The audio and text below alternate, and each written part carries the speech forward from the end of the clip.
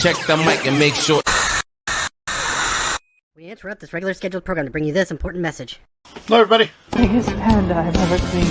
Look at that now.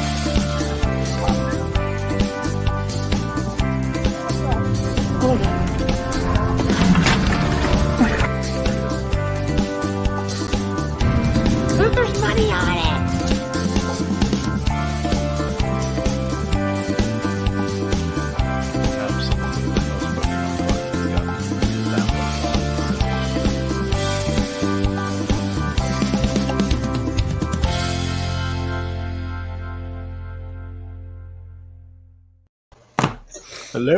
Hello, everybody. Welcome. We've got 4 people here, and we are joined today by Mark from SM Postcards. If anybody didn't know, today's the 23rd. Today, Mark is on with us. So, for those of you that didn't know, he's here. Yeah, it is the 23rd. So, we've got. I'm going to say hello to a few people, and then we'll get right into the big question that I have for you. Well, not a big question, but just a question. Jackass Retro is here. He was the first. He wants everybody to know. I talk with Matt every morning, has a morning show when he's packing his postcards. If you want to know what postcards sold as well, he sells a lot of different stuff. So every morning he's packing for like an hour and a half. The other day he did it for 16 hours. Yeah. Wow. He was on vacation for a week and had 200 items to pack. Oh, jeez. Crazy. That's crazy. We thought ours was crazy. Tess is here. Hello, Tess. You're not going to say hello to Tess? Hi, Tess. Jack is here and thinks it's morning. He said, "Oh, wait, evening." Maybe it is where he Hi, lives. Jack. It might be. Never know. And then Cheryl's here. She says, "Hello, everyone." Jackass Retro has a question for you there, Mark. Who's the jabroni at the bottom? Superfast Tortoise is here. He says hello. Hey, And William is here. Hello. William.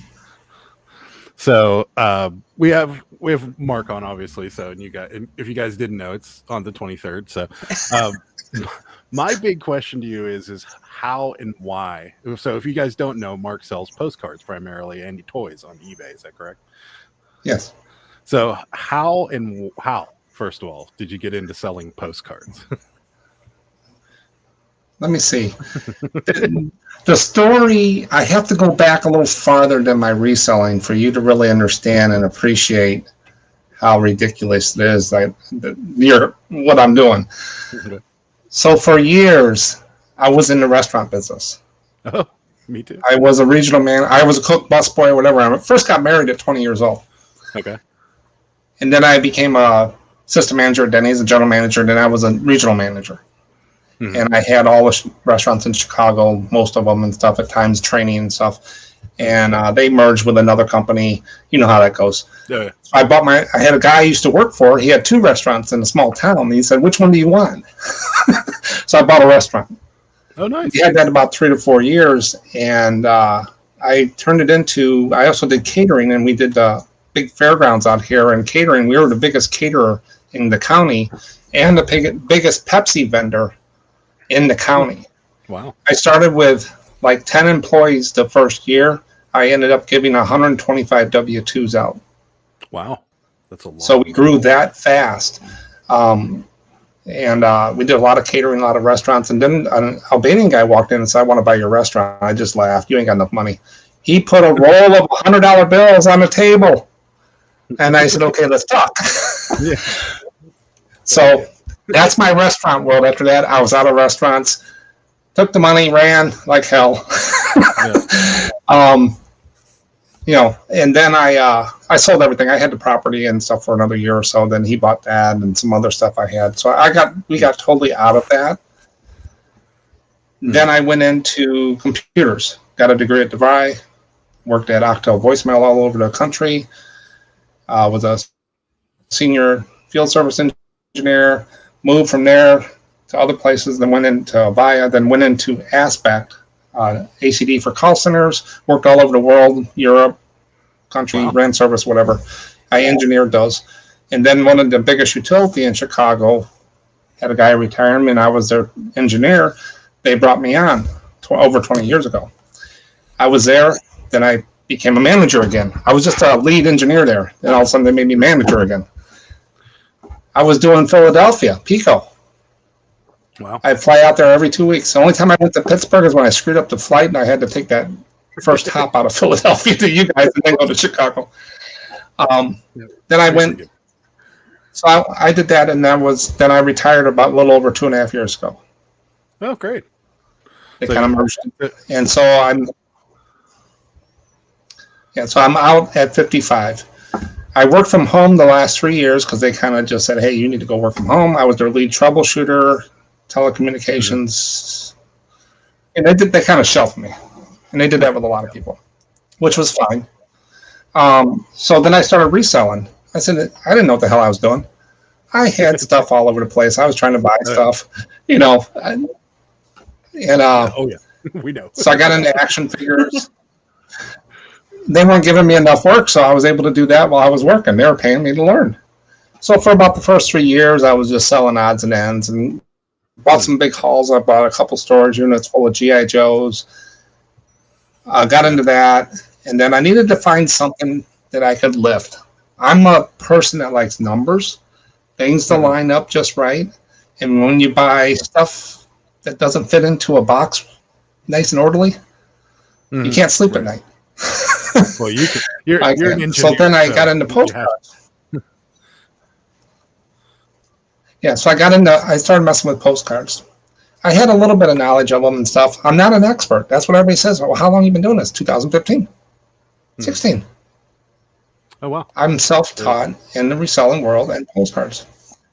And then I bought my first lot. Then I did them with a camera. I said, oh, God, I got to find something else. Got into scanner.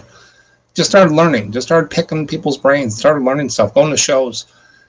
And then I bought more. I bought my first 10,000 postcards. I bought another 10,000. I bought another 3,000. And it just kept growing. I said, wow, I'm going to need room for this. And it just goes from there. So that's how I got into postcards. Now postcards have taken over the toys.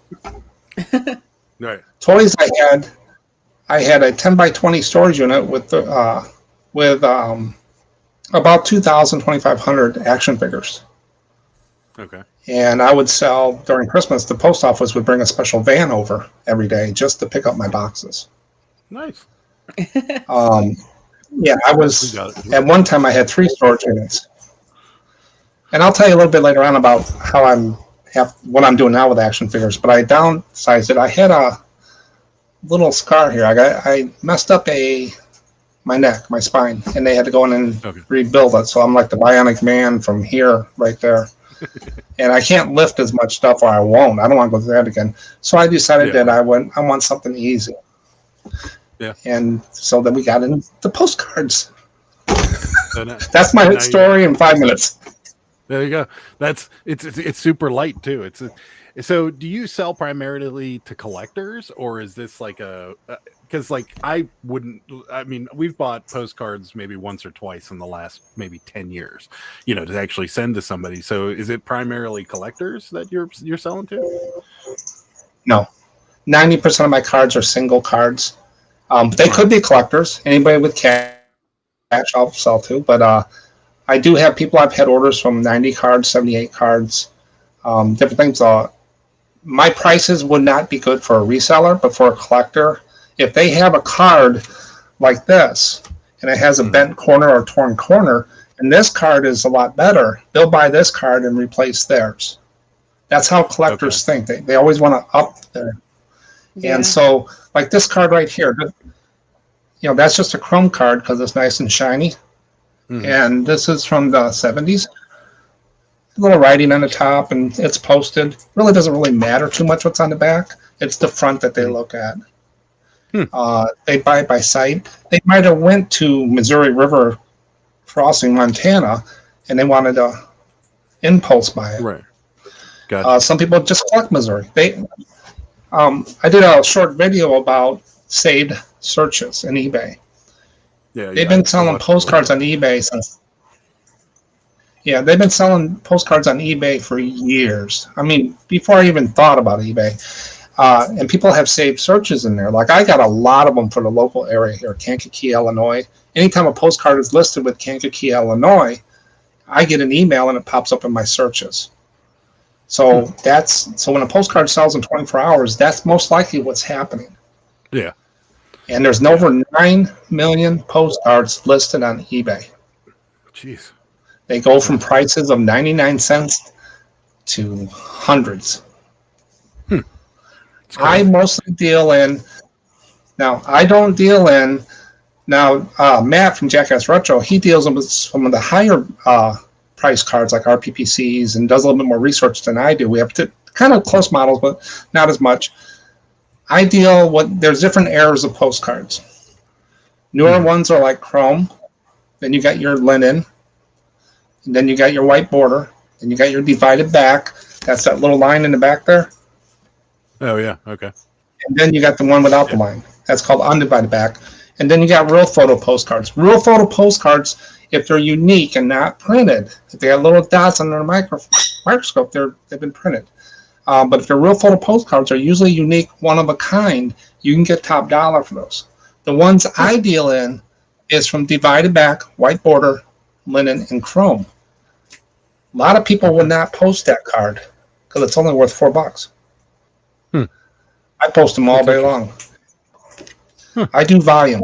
I work in the lower end. We're volume sellers as well with what we do. We've kind of adopted the sort of the Walmart model where it's, better to sell more at a little bit of lower price than to sell less at higher dollars. Yeah. And when a lot of people say that I'm too high priced or too low priced.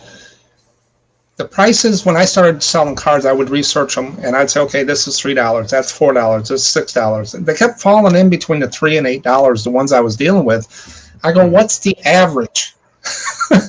My base price for everything, my price gun is stuck at $4.45. So every postcard I list starts at $4.45. As I'm listing, if it's a special card like Disney or something, it might go up to $8, $12, or I'll put it in my special folder for later research. Otherwise, it's $4.45 a semi-line. Now, if someone finds a gem in my store, I'll tell you a little story. I screwed up. My granddaughter was here during homeschool. I was running up and down the stairs, a 7-year-old with a computer, kind of scary. Right. And that's why I had nothing to do. So I listed a few postcards. I listed a Disney postcard.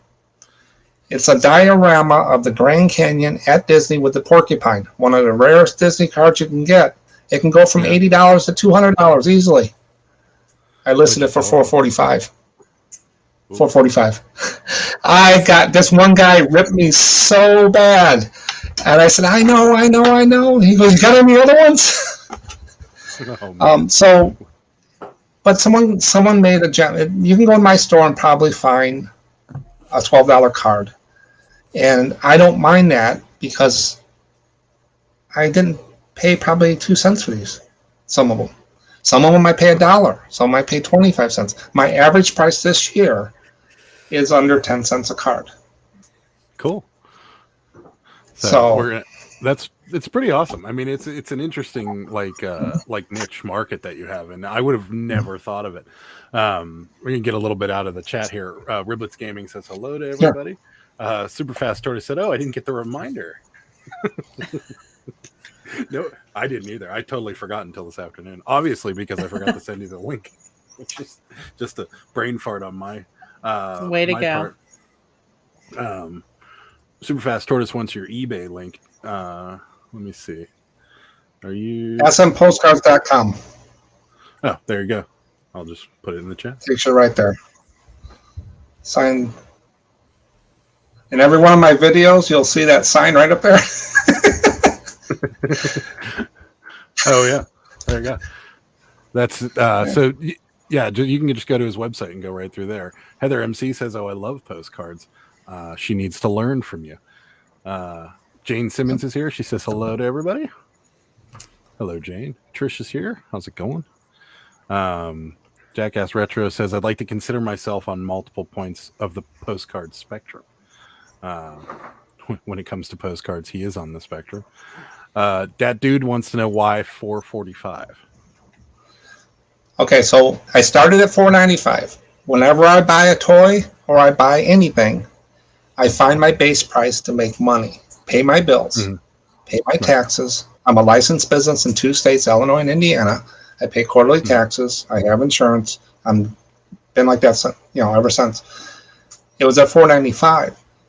Last year, eBay came out with the Anchor store. I was paying $300 a month for an Anchor store. I had to be at $4.95 to pay for that.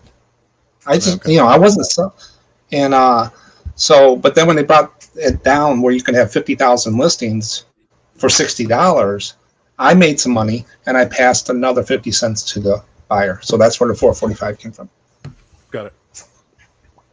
Dark County series says hello, everyone. William has a question for you. How do you ship? Is it first class, and how do you physically ship them? Best envelope. 6x5, 4x5, rigid mailer from EchoSwift. You just put it in there, do eBay standard envelope, 1, 2, 3 ounces, and it goes right in there. I put them in a new plastic sleeve so they get a nice presentation. If it's over 3 ounces, then I wrap it up in cardboard and a nice package. And when I sell on Etsy, they don't have eBay standard envelope. I just mail it with a stamp. If they say they didn't get it, guess what? I have no recourse. I have to refund. That's where the $4.45 comes in too. Built into the $4.45 is 3% shrinkage.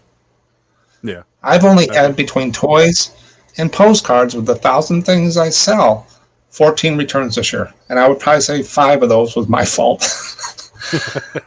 Well, yeah, I think we're a little above you, but we sell a lot of clothing, so we get a lot of now. Not fit. When you ship first class, it's what, $4 to $5 in a package, 3-4 ounces. eBay 3 ounces, it's $3.06 depending on where it's going. If it's going to the West Coast, it's like $3.26 or something. Well, we get the discount. Yeah, well, so does he. Yeah, we get what they call commercial rates. Now with eBay standard envelope they came out with, it has a little bit of tracking. It's not like packages. It's not robust, but it did get me the top rated seller. It's 53 cents for 1 ounce, 73 for 2 ounce, and 3 ounces is 93 cents. Wow. Now everybody packs differently. There's a couple things when you talk resellers is shipping, and feedback and stuff like that. Matt does them a little different. He gets good feedback. I do them a little different. We get the same type of way, but we kind of come in the middle and say they're secure, they're safe, they're water resistant, not waterproof, but they're water resistant, and they'll get there in a good way. Yeah. Well, that's cool. And the standard envelope must have been a big plus for you once that came out, because that's a game changer for your business. Well, the biggest thing is I don't need to do that anymore. I would order $400 to $600 worth of stamps every month. Yeah. And have that sitting there waiting me to sell. Now I just print, peel, and stick a 4x6 thermal printer right on the front here with a barcode, and it's out the door. Yeah. Well, it cut the time in 25% of my time now. 75% of the time is gone. Prior to that, though, did you have to get special permission from eBay? Because I know, like, we have one product that we sell a lot of. Sarah sells Color Street nails, and they actually would work just fine in a standard envelope, but this category doesn't have standard envelope. Like, these are 1 ounce when they're in an envelope by themselves. So, like, and I had called and asked, because if we could shrink, our shipping down to postage stamp on these, it would be great, but eBay won't let us do it. They're like, no, you have to track everything, including these, because I guess they said that if you have you have to have a special account, like you would have your postcard account, that is allowed to ship with the stamp. And that's correct. So when I haven't run into that. So when I shipped before, this is what I did. I have a stamp that I put my return address on right up here. I put a 55-cent forever stamp on there, and then I would Dymo print, cut and paste the address and put it on there. The problem is it doesn't have tracking, so you don't have eBay. You can't defend it if they say they didn't get it. So you got to make sure you're priced right, because you will have some people do that. I don't have too many. And that's another reason for 445. It keeps the low ballers out. Yeah. Right. It's a little higher than the dollar, but people still come in. Hey, can I get this for $1? My kid's sick. But yeah, and then when you're done, you just copy the address and you go in and you say market ship. So if you use a different company and it wasn't through eBay, you bought the shipping, what do? They don't know. You just go to market shipped. Right, but they have a place to add a tracking number, I guess. Just go through it or put. Now Etsy just started called a star seller. Anything over $10, you have to have tracking. Okay. So I sell 2 postcards. I'm over $10. Oh, so even if it's a combined order, it has Yeah. to have tracking. So say 3 postcards, I'm over $10. I go in, I pick carrier other, I put tracking stamp, and I say other, and now I'm almost a star seller. Nice. So, I mean, but yeah, I just market ship. But you will have returns, and you have no defense. You can't defend it. Right. You just got to know that. Yeah.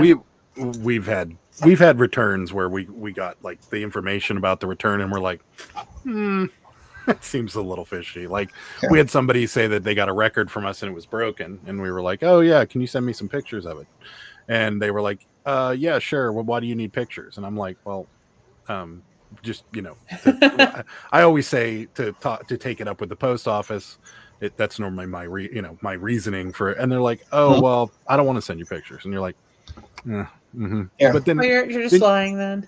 Yeah, then you get into that debate where you're like, it's $5. Like, just here's the $5. I pretty well ask for it. Every return is a transaction to me. I don't get many. I ask for the item back. If they don't want to, I send them a label. I don't care. I'll take it back. Postcards, one postcard here. Have a nice day. If it does show up, keep it. Thank you. And 90 postcard people are the most honest, patient people there are. Really? Toy people seem to be the same way, but postcard people are great. They'll come back and say, hey, I want you to invoice me for this. I said, I can't. But you know what you can do? Go buy something else from me. And they'll go in and buy something. They said, don't send it. Just keep the money. So I market shipped and go back and relist it. But they're very, very good people. Very good people. We had good luck with license plate people. Like people that were buying license plates off of us were like some of the nicest people we've ever met, and they all had like what was the club they were part of? Oh, the alpaca, the American License Plates Association Collector of America. And they would send us messages, and they're like, "Oh, I've been looking for this plate everywhere. Thank you so much for having it, George Alpaca number 77456." And you're like, okay, like you take your hobby seriously. Yeah, I have. What's neat about postcards? If I screw something up, I got thousands of people telling me, "Hey, that's not that mountain." Then I go fix it. I say thank you. Then they end up buying it. That's kind of how we were with the dolls at first. And they were. Some people were very helpful. Some people were just rude. Yeah, no offense, Sarah, but doll people are crazy. They are crazy. Doll people are crazy. I am crazy, so I know what you mean. I don't do that. Doll people are nuts. They are. Riblets Gaming says, I'll be right back. That's cool how you pass that savings on to your customers. Yeah, that is really cool. A lot of people would have just pocketed the cash for sure. That dude says eBay standard envelope has been a game changer for the postcards on eBay. And Gentle Crone's here. She says, hi, sorry I'm late. Yeah. She got the memo that you were here on the 23rd as well. Yeah. So you'd said before that you still sell toys. Is there are you phasing that out altogether, or are you? I got some props here. Yeah, you got a lot of props. You're one of the few guests that we've had that are standing too. The reason I stand is because when I was doing postcards, I thought I overdid it, and that's why my neck and my arm was going numb. So I said, let me stand up. And ever since the surgery, my neck doesn't have a bend anymore. And I stood for so long. Now when I sit at my desk, I can't do it. So I stand up. I got one of those Veridesk that go up and down. I had one of those at one time, and it is nice because I would spend hours sitting down, and it was nice to have the option. Like I'd be talking on the phone, and I'd just stand up, lift my desk, and it was really cool. But my whole light system is tied to my desk, and this is where I work right here. Oh, cool. It's tied to it. And I'm on a different. I have another webcam, but I'm using this one because I can move it around for you today. That way I can show. And then my other one was locking up a little bit. But I buy, right now I've moved to brand new from a distributor, wholesale distributor, like this item right here, a John Wick Deluxe box figure. I get those shipped to me.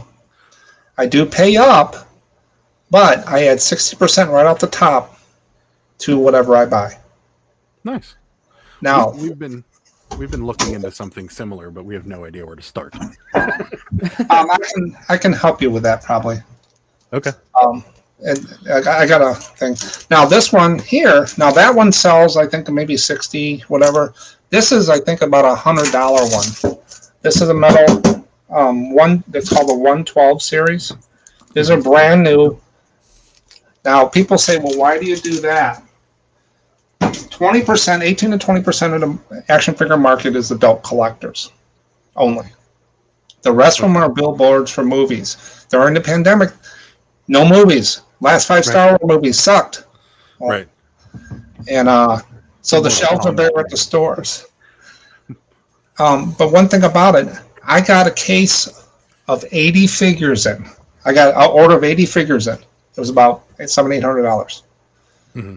They charge shipping. So if breaks out 80 divided by $800 is $10 a piece, whatever, plus the shipping you divide it by 80, that's what you add to your cost of goods sold. Mm-hmm. Guess what? I take one picture, case of 8, one listing. No price tags, no cleaning, no damage. Brand new, case fresh from the factory, out the door. That's kind of what we were talking about yesterday, and we were talking about taking kind of what we do to another level, and we like getting the vintage stuff, and but there's only so much of it out there. Like it's out there, and you can find it, and there's tons of it out there, and it's an endless well at some point, but it's nice to have something to have that just keeps coming in, and it's just a kind of a machine. And that's kind of like what you were talking about, where we buy 5 or 6 things and then you take one picture and there's quantity 10 or whatever. Mm-hmm. And that's kind of what we were looking to do. But like I said, we have no idea where to start. That dude said eBay standard envelope is category driven and it may add the category. Yeah. When I called, they had said they'll put a note on our account that we've asked. And if so many people ask, they'll open that category. And I can't imagine cosmetics is going to end up being one of those categories at any time. Maybe. Superfast Tortoise says you have quite the interesting store: postcards, trading cards, vintage magazines, ads for every state, every venue and location. I got props. Are you selling figures still, and if so, where? Yes, shellmarksales.com. Point you right to our eBay site. Are you in the chat? Little sign, the orange one right there is the Shellmark logo. Gotcha. Are you in the chat, Mark? Because you can drop a link. Every time I'm in these StreamYards, I can't type anything. No, you got to do it actually in YouTube. So I'll drop it. What is your website? Shell SHEL Mark MARK sales.com.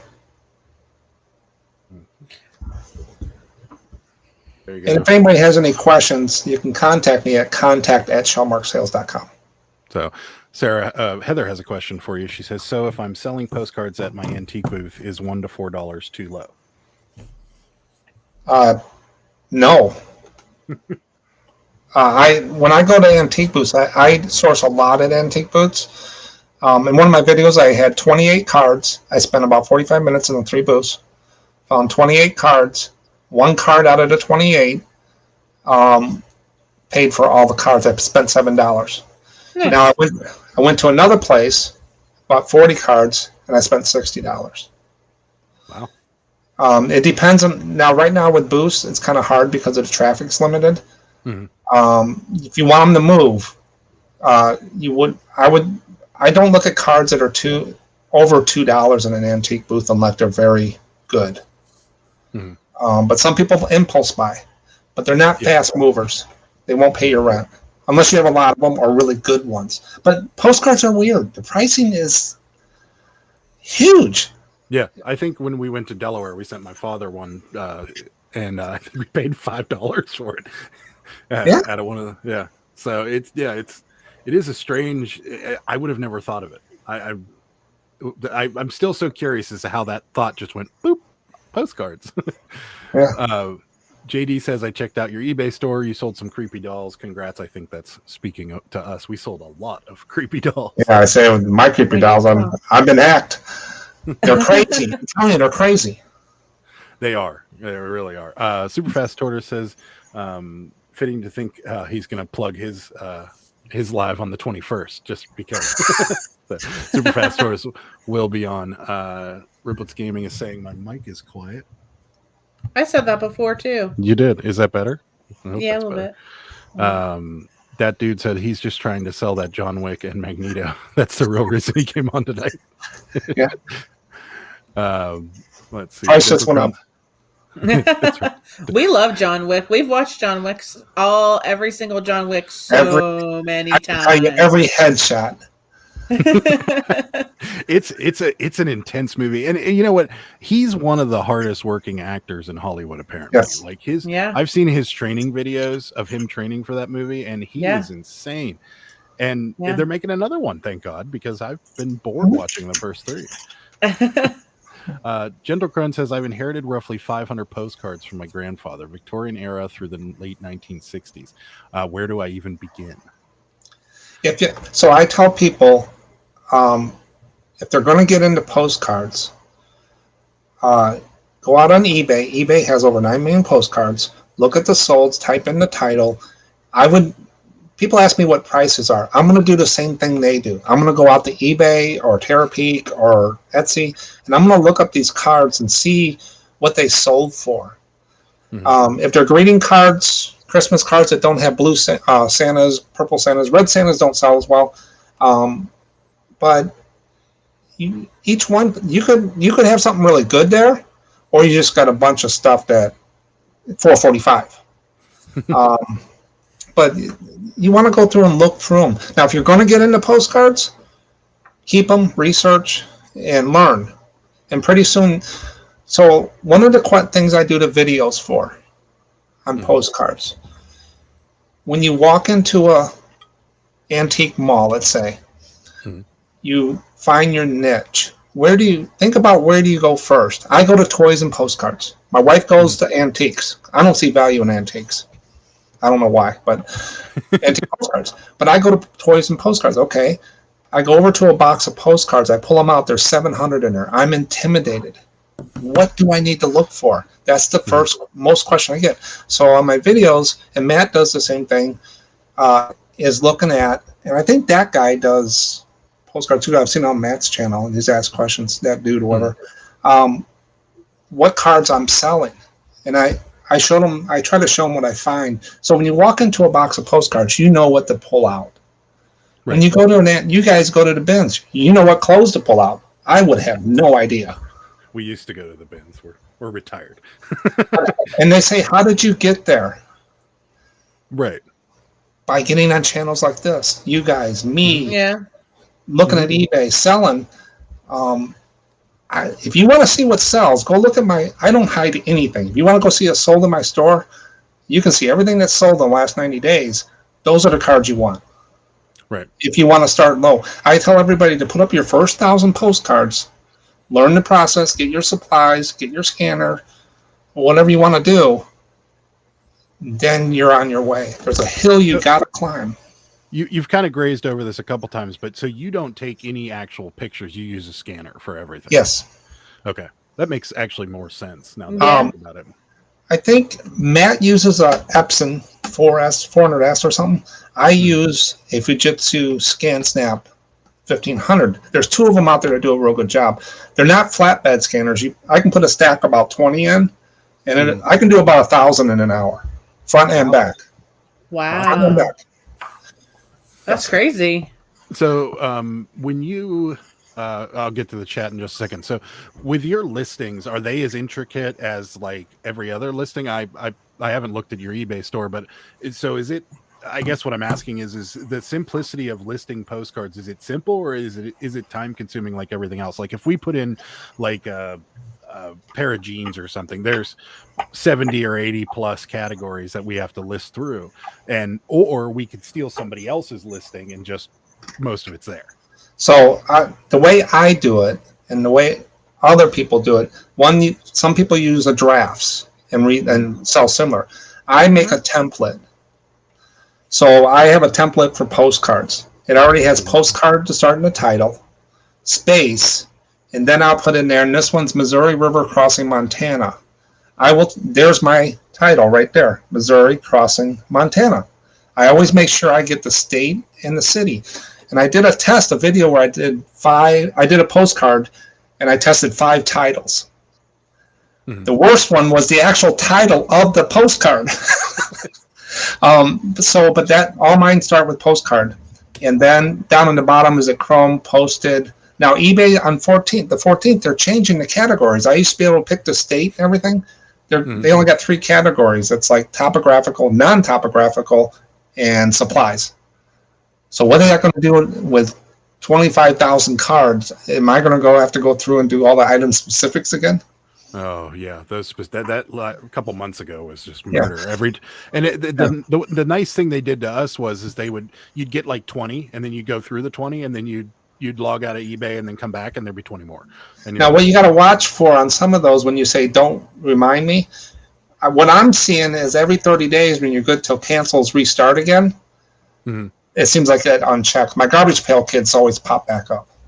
Yeah, no, we would actually go in and because ours were all the records. Because they changed. Yeah. You had to put an artist in, and you had to put the recording company, I think, in. So we would actually go in and update everything, and then we'd go through all 20 of them, and then 20 more would come back. Like it cycled. It's like it took 20 and was like, hey, you have 20 things you need to update immediately, and you're like, oh crap, I got to do it. And so you did it real quick, and then you would come back later to like check an offer or something, and it said 20 more, and you're like, come on, just tell me I have 110.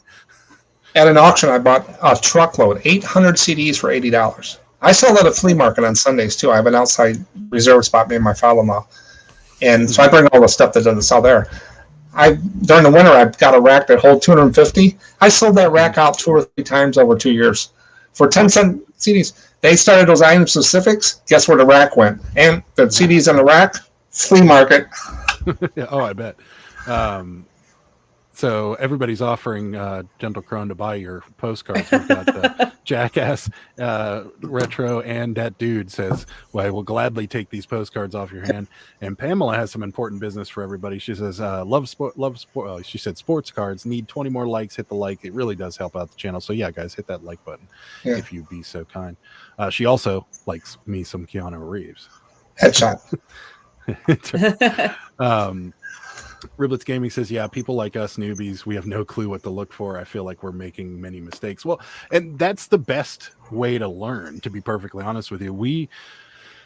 All this stuff that we talk about on a daily basis, we didn't learn by not making mistakes. We learned by making many mistakes. And it's unfortunate, but it is part of your education, and everybody is going to make them. And I promise, the more you make them, the more you learn what not to do ever again. So I'm on Matt's channel, Jackass Retro, and Popeye's postcards, John, pops in on there. I thought large letter postcards, I never really get that detailed into it. He told me about this book, large letter postcards. Guess what one of my next videos is going to be? Large letter postcards. Nice. And where am I going to get that information? Right there. Wow. So I've seen those postcards everywhere. I think we have the Pittsburgh fold out one actually. No. Hold on. Let me see. I might have it right here. Yeah. Maybe I don't. Yeah. That's actually this is how I'm learning. I'm learning there's so much on postcards that you think you got it nailed and someone says something else. Right. No, I have this one. The Seeing Pittsburgh. Yeah, that folds out like. Yeah, those are called catalogs, flip outs. I don't do well with those. I would probably rip the cards out, sell them singly. Oh. That's Christine O'Brien has the question: are fold-out souvenir cards worth anything? It depends. So age, novelty, rareness, and what's on it can all change. So I got 2 postcards here. This postcard and that postcard of a bridge of a city. Is the Twin Towers in there, or where is that? I don't know where. New York is the Twin Towers in there? It could be worth $20. This could be worth $50. It really depends on what they're looking for. I guess yeah, the older ones with the Twin Towers would be worth a little bit more. Not Yeah. really. Huh? Not really. No. Oh. I had some, and I looked them up, and they were $45 on some of them. Now, if you get close-ups or something, or certain ones. Now, Matt would probably say different. He would probably put them up for $100.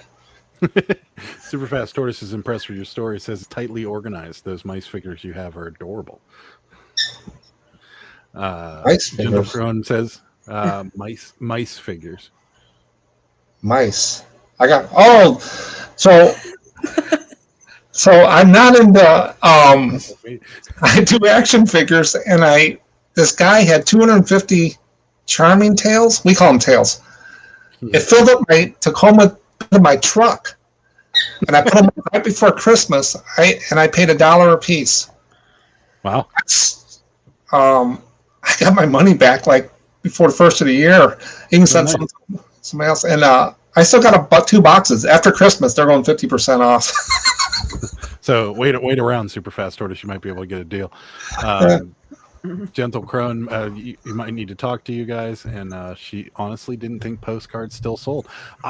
Until you got on the channel that one night, I would have never even considered it, because we've probably walked by hundreds of them at a time. I mean, Yeah.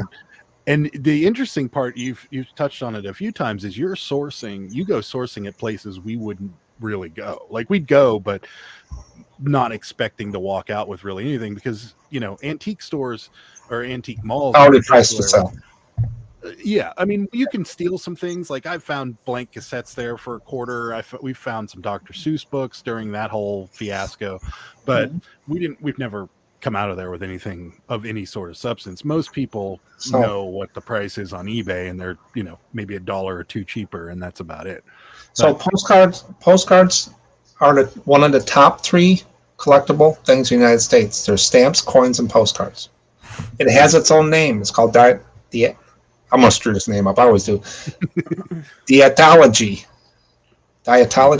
something like that. Dietology is the there's an argument in Europe about if it's official, but that's the study of postcards. So I'm a dietologist or whatever. So interesting. So, and like you said before, so like it's you primarily source from. I mean, when you're looking for antiques, and you go to mostly antique malls. Is that where you really source? No. Because that's actually the next question. Okay, so there's 3 different main places, 4 different flea markets. I was down in Florida on vacation. A guy walked by. My wife says postcards, and the guy had them in his van in an album. They were older New York postcards, Lutheran, and around there. Paid $100 for that thing. 10 cards paid for the whole book. Antique stores, I go in. I sit there looking in the craft areas. They're usually in the craft and paper scrap areas. Paper, what do they call them, scrapbooking? Mm-hmm. I'll find them in the cubby holes and stuff like that. I'll find them there. Those are usually the handfuls you pay up for. You will pay up for those. So you got to put them in a separate pile so you know to price them up and get your money. They're going to be $1 more. They're going to be $5.45, or more. And then garage sales. Always ask them if they got more. I don't do a lot of garage sales, thrift stores. I'm not that type of person. Tomorrow, my wife wants to go to some garage sales. There's a town-wide one, and we're going to the flea market on Sunday. So I'll buy some junk. Yeah. And sell it. And then the other places, online, word of mouth. If you notice my video where I bought 20,000 naval ship postcards, you got to watch that video. It was driven to my front door from Florida. I bought it off of eBay from a lady, and it was a club, and it's not 20,000. My quantity right now listed for postcards is about 23,000 listings, a little over 22,000 listings. Wow. with a quantity of 70,000 plus postcards. I might have 500 of one card. Right. The listed dollar value is over $300,000. Ridiculous. Yeah. And you know what? I got 20 to 30,000 more to go through. Wow. Yeah, we like going to antique stores. Like we've enjoyed it, and that's one of the downsides to what we do is we don't get to go to antique stores very often because there's just not that much there for us. But we used to go prior to us becoming resellers. We used to go all the time, and just as mainly to feed Sarah's creepy baby doll habit. Yeah. So another place to source is eBay. A lot of buyers get them from estate sales or their cast-offs. I don't mind cast-offs, but when I buy I usually buy 1,000 postcards for $100 plus shipping. You're going to pay shipping, so 10 cents a card. Those are cast-off chromes. As long as they're not greeting cards, Christmas, birthday cards, fancy flower crap, stuff like that. Right. Then also, before you do that, go check the seller's store. If they sell postcards, they've been picked through. I don't care what they say. I leave it up to the buyer and the seller. They've been picked through. Right. Well, Sarah actually sources some Cabbage Patch sometimes from eBay. eBay. Like she's been known to buy the naked ones that are just in a lot, and she'll buy them and clothe them. But those are the good places. And then you just word of mouth. I have pickers bring them to me. They go to estate sales. They'll bring me 500 postcards. I'll give them a finder's fee and some without even looking at them. So I'm going to hit the chat real quick. I do have another question for you. Ed's here. Ed, the reselling writer's here. He says, I just back from the family event. And he says, hello, everyone. And here is there's the word. Sarah's good at pronunciation. How do you Deltheology. That's what it is. Yeah. Deltheology. Thanks, Matt. Deltheology. I'm known on the videos for screwing up names bad. Gentle Crone says, now I'm upset I didn't get to that shoebox of postcards 2 weeks ago. Yeah, I would be too. I'm a little upset we haven't been looking for postcards all along. Jackass Retro said, I made $165 yesterday in a single sale of 7 postcards. That's amazing. Wow. Travis is here, new to the channel. He says, you guys are awesome. I just subbed to Peachy Picker. I imagine that's Pittsburgh Picker. But Peachy Picker works. I can do that. Welcome, Travis. Maybe it is Peachy Picker. Maybe there's a Peachy Picker out there. But and thank you for telling us that you subbed to Peachy Picker. But no, Travis, thanks. Welcome to the channel. We appreciate you being here. Jackass Retro says there's money to be made like any niche. There is. It's your turn. To me? Yeah. There's money to be made like any niche. There is a learning curve. You can't half-ass it. There was a popular YouTube reseller who did zero research, priced stupid high, and barely sold any. Okay. Yeah, I think that goes with pretty much anything you sell. You have to research it. Mr. Buys a Lot has a channel on auction most every Tuesday, Wednesday, and Thursday. They trade cards.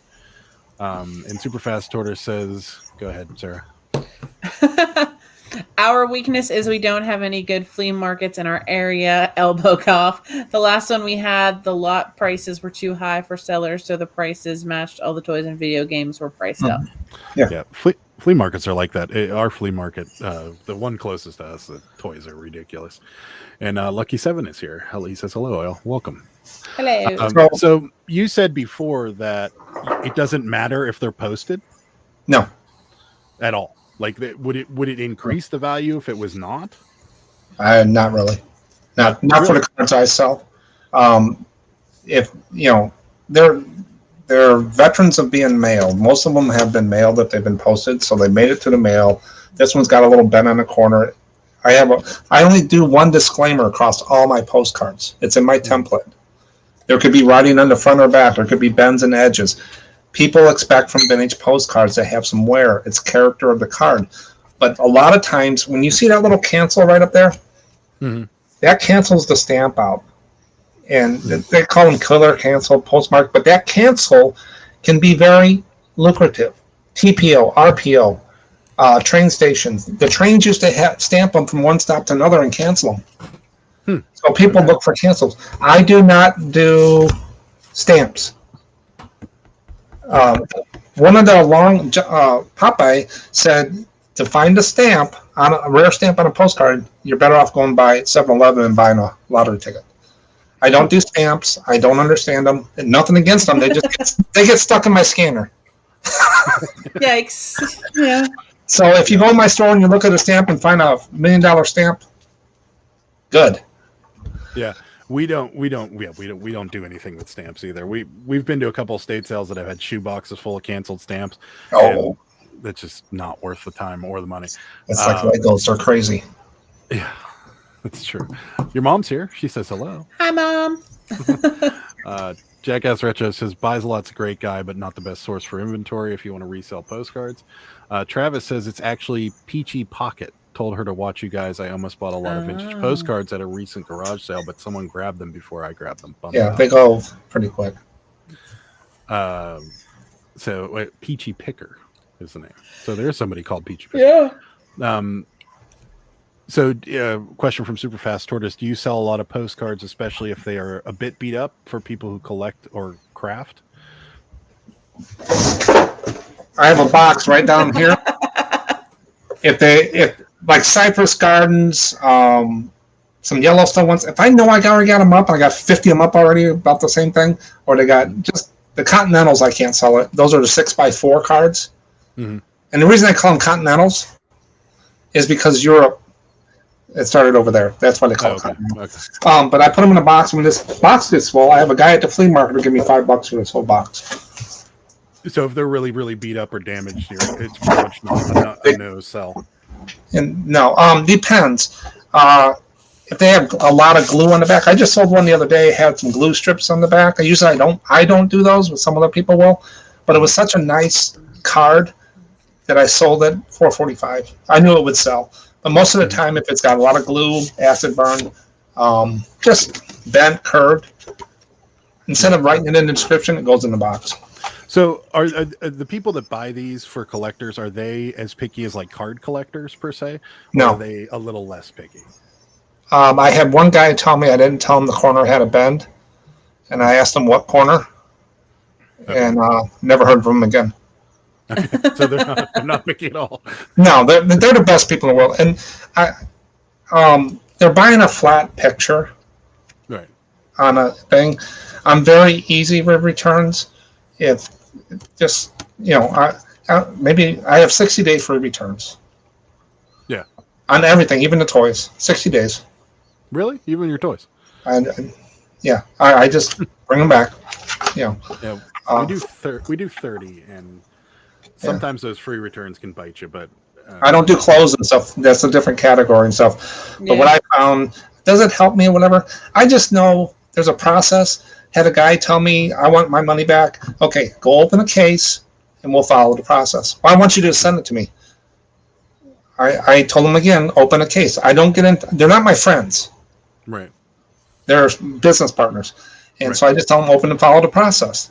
You'll either win or lose. Right.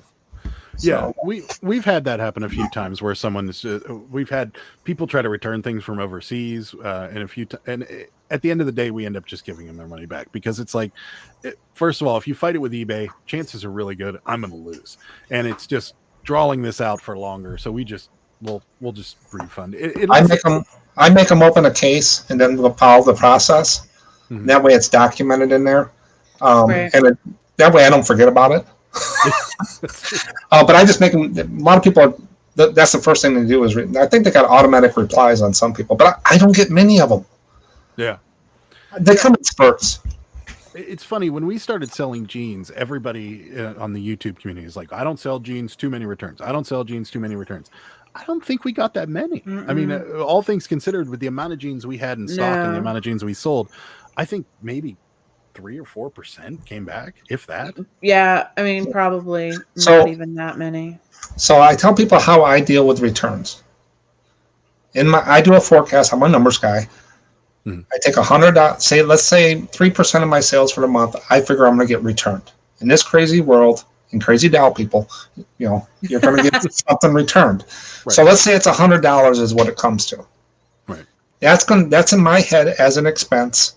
$100. My job as a manager of my business and running my business is to reduce that risk down to zero by the end of the month. What can I do to make sure I don't spend that $100? So it's called self-insurance. So when you buy a label on eBay or pirate ship and you make $4, I use that in my head as self-insurance. I don't buy postage insurance. I don't sell $1,000 items on eBay. I'm not crazy. Right. So I self-insure with that money, so I know, there. But I start with $100 or whatever every month in my head and say, okay, that return was $40. I can't. And then if I go over that 3%, then I'm going to get more aggressive. I'm going to get more stupid with these people. No. But I never have gotten there. Never yet. No. Yeah, we've never really it's funny, our returns happen in spurts. Like we'll get one and then like 3 more will follow. And it's all in like a matter of 2 days. And that it's demeaning sometimes because you're like, oh man. But then like lately what's been happening is like we'll get those 3 returns and of the 3, only 1 will come back. The rest of them will just fall off because someone just needed to complain about something or whatever. But we had 2 fall off last month that they just never sent it back. Yeah. And well, they're lazy. They don't want to print the label and you know what I mean, pack it up. Right. They don't want to do a lot. That's not really your money for really 30 days. It can be returned or 60. 180 days they can open a chargeback on a credit card. Right.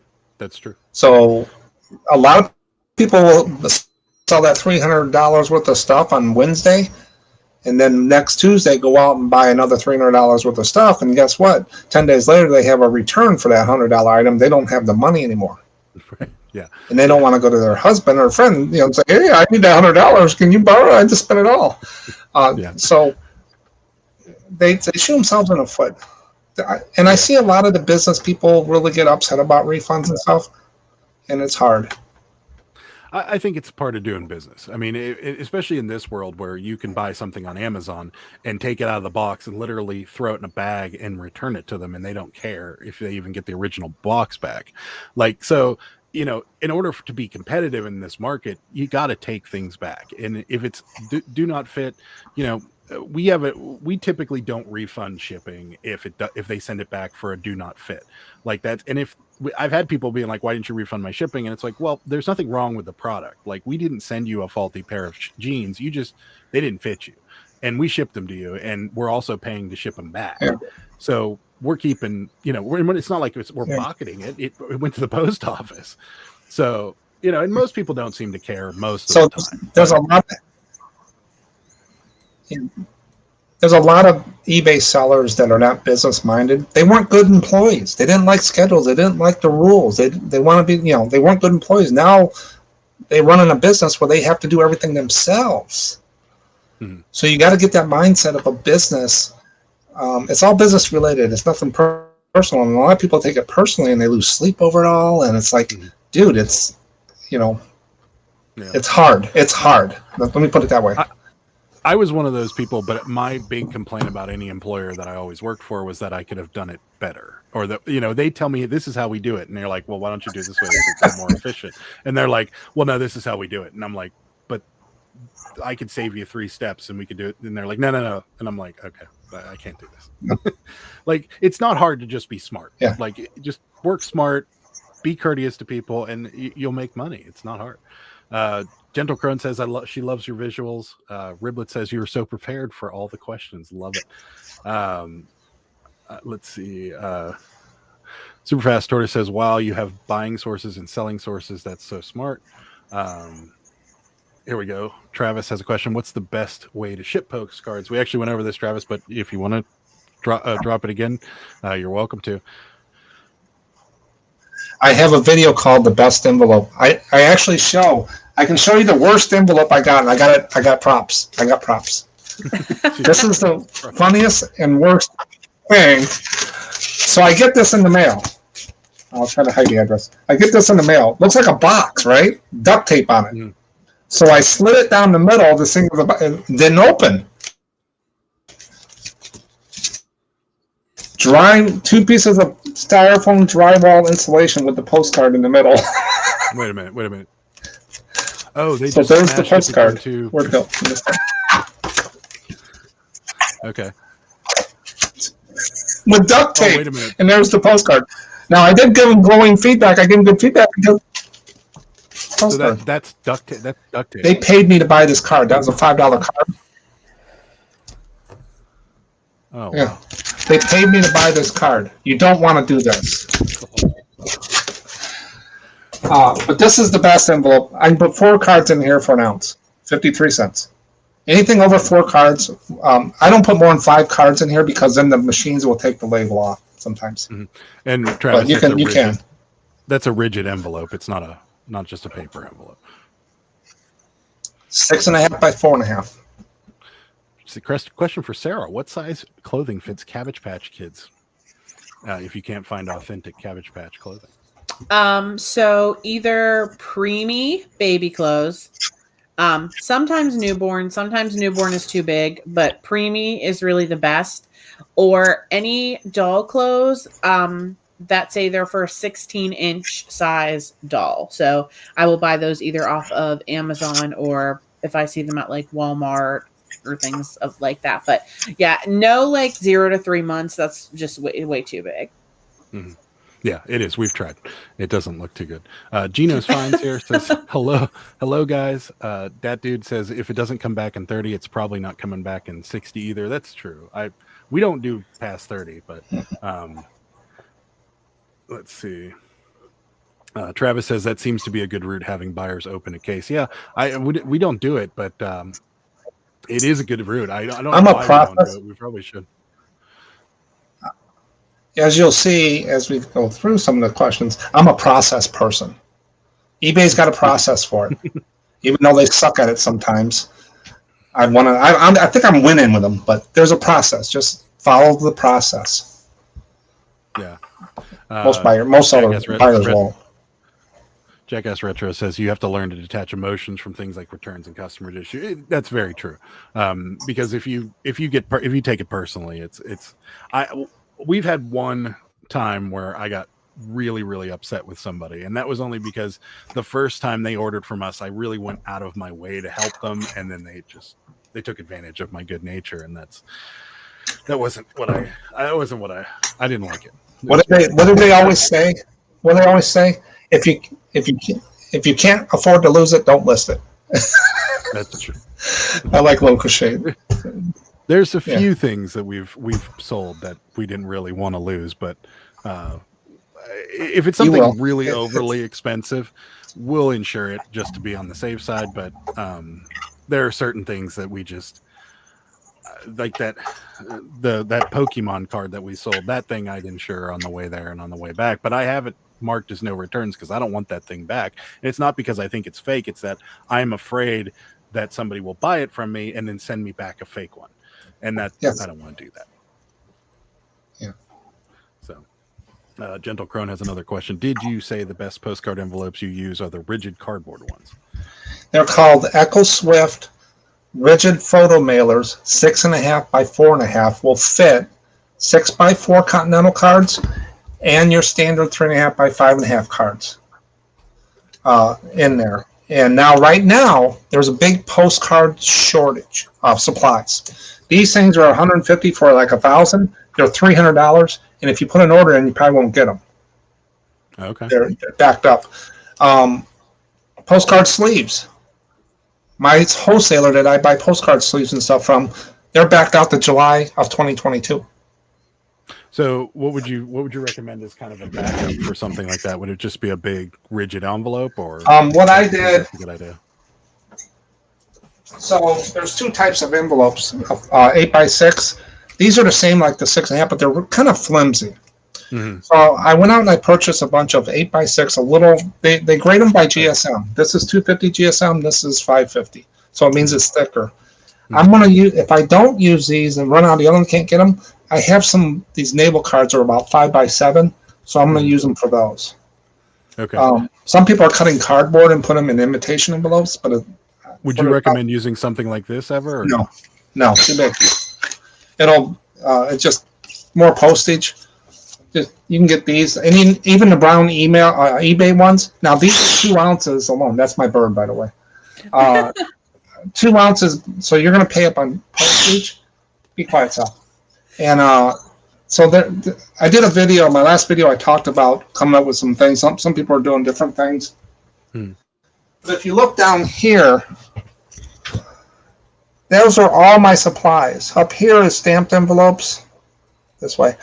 That is Continental sleeves, first cover day, 5x7s, blank white envelopes, and there's about 10 to 12,000 postcard sleeves. Those are for the magazine ads, craft mailers, eBay envelopes. Everything I use for postcards is right there. You're exceptionally organized. I'm sure Sarah loves it. I do. I love organization. I'm kind of a, you can ask some of the people that know me, I'm kind of a freak about it. So I'm not crazy though. No. Sarah and I are polar opposites when it comes to stuff like that. I am not an organized person at all.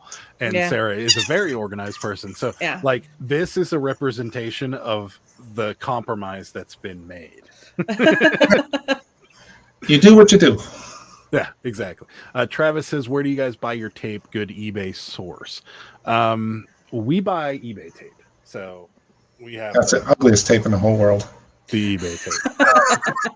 No, it is, but it actually is decent quality. And to me, it's a branding thing. And it's like, I don't know, whenever I order something off of Amazon and if I'm excited that it's coming and it's not just like shampoo or light bulbs or something dumb, if it gets there and I see the Amazon logo on it, I get excited. So I imagine if somebody bought a Cabbage Patch off of us and then got home and saw a priority mailbox with eBay tape on it, they'll be like, oh, that's my Cabbage Patch or something like that. So I'll spend a little extra money to get eBay tape. We get it on Amazon because a lot of the times it's behind, like all our stickers are right over here. And it's behind there. And a lot of the times we'll go down to like 2 rolls and we can't see because the stickers that are here are hanging over where the tape is. So like we'll be down to 2 rolls and we're like, oh crap. So we'll order it off of Amazon and it will come in 2 or 3 days. But that's the best source actually. And a lot of the times if you look closely on that Amazon listing, sometimes it's cheaper on Amazon than it is on eBay. So yeah, it just depends. Mm-hmm. Peachy Picker is here. Travis just told me about you guys. Just sub. Thanks for the great tips. Well, welcome to the channel, Peachy Picker. I appreciate it. I'll be honest with you. When he typed Peachy Picker, I thought he just got corrected. Maybe typed Pittsburgh wrong, and it corrected it to Peachy. So, nope. Yeah. Well, welcome to the Kit channel. We really appreciate you stopping by and subbing. That's great. And if you haven't subbed to SM Postcards, his link is pinned to the top of the chat, and I'll drop it here in a moment. Superfast Tortoise has a question for you, Mark. Do you have any other hobbies outside of selling? Fish. You fish? That is not a green screen. That is there's 7 tanks in there, 3 30 gallons, 3 55 gallons, and a 65, and a 55 upstairs. All tropical. Wow. So you collect fish. Well, these ones I've had probably about 5 years now, most of them. But it was specially made when we did the basement. The guy from Mexico built furniture, so I paid him to build that thing. And I worked at a pet shop when I was in high school for 5 years. Okay. So and I fish, and I do. So people ask me if I'm a full-time reseller. So I am retired. My wife retired this year as well. We retired early. I went at 55, her at 57. We're lucky to do that, and we are very grateful. Does it shrink what you made before down here? Yeah, you got to watch what you do. This keeps my OCD, I guess. That guy's calling me. That dude's calling me. Involved, but it gives me something to do. But I'm not. I would say I'm full time. But the stuff I have to do to keep this part running, I'm done by noon every day. And I just putz around with YouTube and. Ribless Gaming has a question. Are you going to share your organization you use to keep track of your inventory, which is really complicated for us to do? We thought of maybe sharing a screen, but that. Okay, I can give you a real quick rundown. You buy a postcard. 1, you buy a postcard. 2, you scan the postcard. 3, you put them in a stack, and then you list the postcard. And after you list it, you put it in a sleeve because you don't want to put the label on the postcard. They don't come off easy. And so you put them in a sleeve, and I put a number here. So that's the number goes in the custom label field. This card holds 700 postcards. Each one has a number. So when a card sells, they go through. Now these are little trade cards, but each one gets a sleeve, and they're all the way through here. I have about 85 of these boxes. Mm-hmm. And they go on a Your shelf. inventory at home? Huh? All your inventory's there? I can do this right there, starting way over in the corner there is number 1, and then it runs over here with all the naval. But there's 70,000, about 80,000 postcards along there, 5 steps from my desk. Wow. The missing one is the one I just showed you. Those shelves, that box is 10 pounds. 7 across each shelf, that's 70 pounds. My wife puts my shelves up, otherwise it wouldn't be straight. They're screwed into the studs, and they're wood. They do it. Now, this is what I do when I first get them. I'll put them in a box like this. These are all real weird cards from the Naval Hall. Mm-hmm. These are real photo postcards and photos. Jackass Retro would love to have this box. This right here, in sales, just this box here in retail sales, is about $10,000 to $15,000. Jeez. My cost of this, $35. I need to get into this. Okay. So, and that's what, and when you do, now when I did the Navy ship cards, I was not going to sleeve 40,000 cards. Right. So what I did is they make dividers that go in those boxes. So if I have 300 of that Navy ship and the SKU number is 4731, mm-hmm. I just put the cards behind the divider. Okay. Do you reuse your SKUs or do you? No. No. Okay, so they're one and done. Yeah, I don't cross list. Etsy, eBay, and HIP postcard. eBay and HIP are tied together with an integration that works. Mm. It talks to each other. If it didn't, I'd get rid of HIP. Etsy gets a listing. eBay gets a listing. They're separate. Okay. On there. But that's how I inventory them. Then when I put them into the listing, I copy the title to my spreadsheet, which has the list of numbers and date I listed and what I paid for it. Hmm. If I can't find the card, I just take the title and search my spreadsheet. I transpose numbers once in a while. Right. Everybody does. It helps me. But that's how I can find. I sold 78 cards a few weeks ago. I found them in about 10 minutes. Hmm. I had them packed up in another 10 minutes. About 20 minutes done, shipped. That's awesome. From we're dealing with at this point, we're running out of space. Like our basement is pretty much full of eBay stuff, and then this room is getting full, and we're going to move from this room to our bigger spare bedroom. But like your inventory, you've got 25 times the amount of things we do, and it's all right there in that little corner. And you're like, now, Matt from Jackass Retro just went through a redid. Everybody that does postcards will redo their inventory. Or any eBay, any reseller will redo their inventory. Don't think you're going to get away from it. You will. Oh, no, for sure. Matt just went through his. He does his by the states and stuff. It works better. Mm-hmm. Whatever works up here. So he's doing it that way. Me, I'm a little more OCD than him.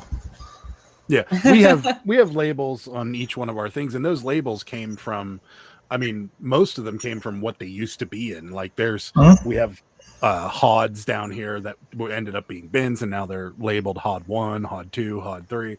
It's just we never use mail HODs to store our inventory. That would never happen. That is illegal. There's so in my storage unit, I had 2,500 items. I probably had 70, 80 boxes. The 18, 14, 12s fit on those wire racks. You can put 3 across. You can put 5 shelves. You can put 15 boxes. They started at number 1, worked around the room, all the way to number 80. None of that top shelf 1A, top shelf 2A. Too many numbers for me. and I would just go over and put stuff in I'd have the boxes here, empty ones. I'd combine stuff and change my inventory sheet. And then I bring the box here, fill them up, and bring them back over. Yeah. Everything was in there. Now the big stuff I had went on top. I put boards along the top of the shelves.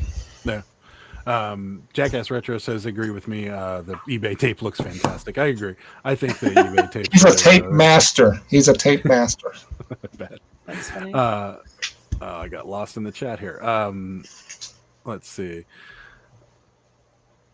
We got Tony is here. Tony says, if you have an eBay store, you get $25 free to use for shipping supplies every quarter. That's how I get my tape. Yeah. We do too. Most of the time, though, whenever that coupon comes out, we end up having to buy like some sort of box or some sort of mailer or something. So we very seldom get to buy the tape. See, they even have to give it away free and make you, pay you to take it. Well, we like it.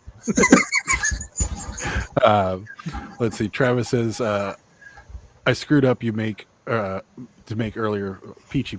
Screwed up. You make earlier peachy picker. I have subbed to you now. SM. Thanks, Travis. Let's see here. You screwed up your name, so there we go. Trish says your organization. I'm organized also. I even hang my clothes color coordinated. I started doing that in my closet. I have shirts like this, all different colors. So at least you don't have that shirt, like 20 of that exact shirt lined up next to each other. Yet. Laundry days all done in one time. Jackass Retro says, Mark is the OCD of postcards. I am the ADHD of postcards. We make a crazy bear. Very organized, it says. Thank you, Travis. We appreciate it. So Honey's here. Hi, Adam and Sarah. I love the organization. It's very calming. I love organization, too. Now, remember, I didn't do this overnight. This is years of learning from other people. I didn't know this stuff. I had no idea reselling. I ran businesses and restaurants and then engineered stuff. Yeah. So I reached out to people. I watched videos, but there wasn't a lot of videos on postcards. And first thing I had this box. I bought this box from hell. It held 800 postcards. I put it on this little shelf right over here. And I put another one here. Well, I wanted to move that box. 800 postcards? I mean, more than that in that one little box, all sleeved. There was no way. And so that box went bye-bye. That was a $30 box. Superfast Tortoise says, wow, your card selection looks like my dream collection of magic cards. The wife won't let me have that many cards. Give it time. You'll get there. You want to know a funny thing about flea markets? So I went out to the flea markets. I'm the young guy. I'm going to go out there. I'm going to use credit cards. I was at this one flea market. I was selling it. And the guy bought like, $150 worth of stuff. And he goes, well, I got to go to my friends, get some cash. I go, there's an ATM over there. He goes, no, I don't want my wife to see it. I never used credit cards again because no one would buy because they don't want to see their wife to see the receipt. Yeah, I could see that. Riblet says her OCD is tingling. She's impressed. I got lost in the chat again. Jackass Retro says I could never use that SKU system. I have it organized by content. Yeah, we talked about that. Yeah, his wiring's a little screwed. My wiring's fine. Jackass is not. Postcards, that dude says postcards are uniform size inventory, so easier to stack and store. Absolutely. How about bubble wrap? eBay source. We get all of our bubble wrap from what's it called? American Bubble Boy. American Bubble Boy. They're the best, the cheapest, and the fastest. They will get. I buy about one roll a year. We buy way more than that. We probably order it once to twice a month. Yeah. For big rolls. I use the peanuts for the collectors on the action figures and stuff, and I get 20 cubic, those big bags. I go down south about an hour, see my friend.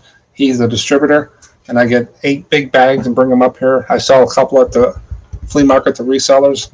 Pays for the trip. Somebody told us there was a packing shipping supplies company. I've meant to bring this up on 3 lives, and I keep forgetting. Someone told us there was a shipping supply company out near our house. And if you're in the chat, and I do apologize, it got buried in the rest of the chats and some messages that I got. If you're in the chat, drop me a message on Instagram. Remind me where that is and what the name of it is. Tell us. We do need to go. Lucky 7 Auction says he's still here, just shipping in the background. Gentle Crone says I'm the least organized out of anybody. I'm with you. I'm also the least organized out of anybody. But if it works for you, it works for you. Yeah.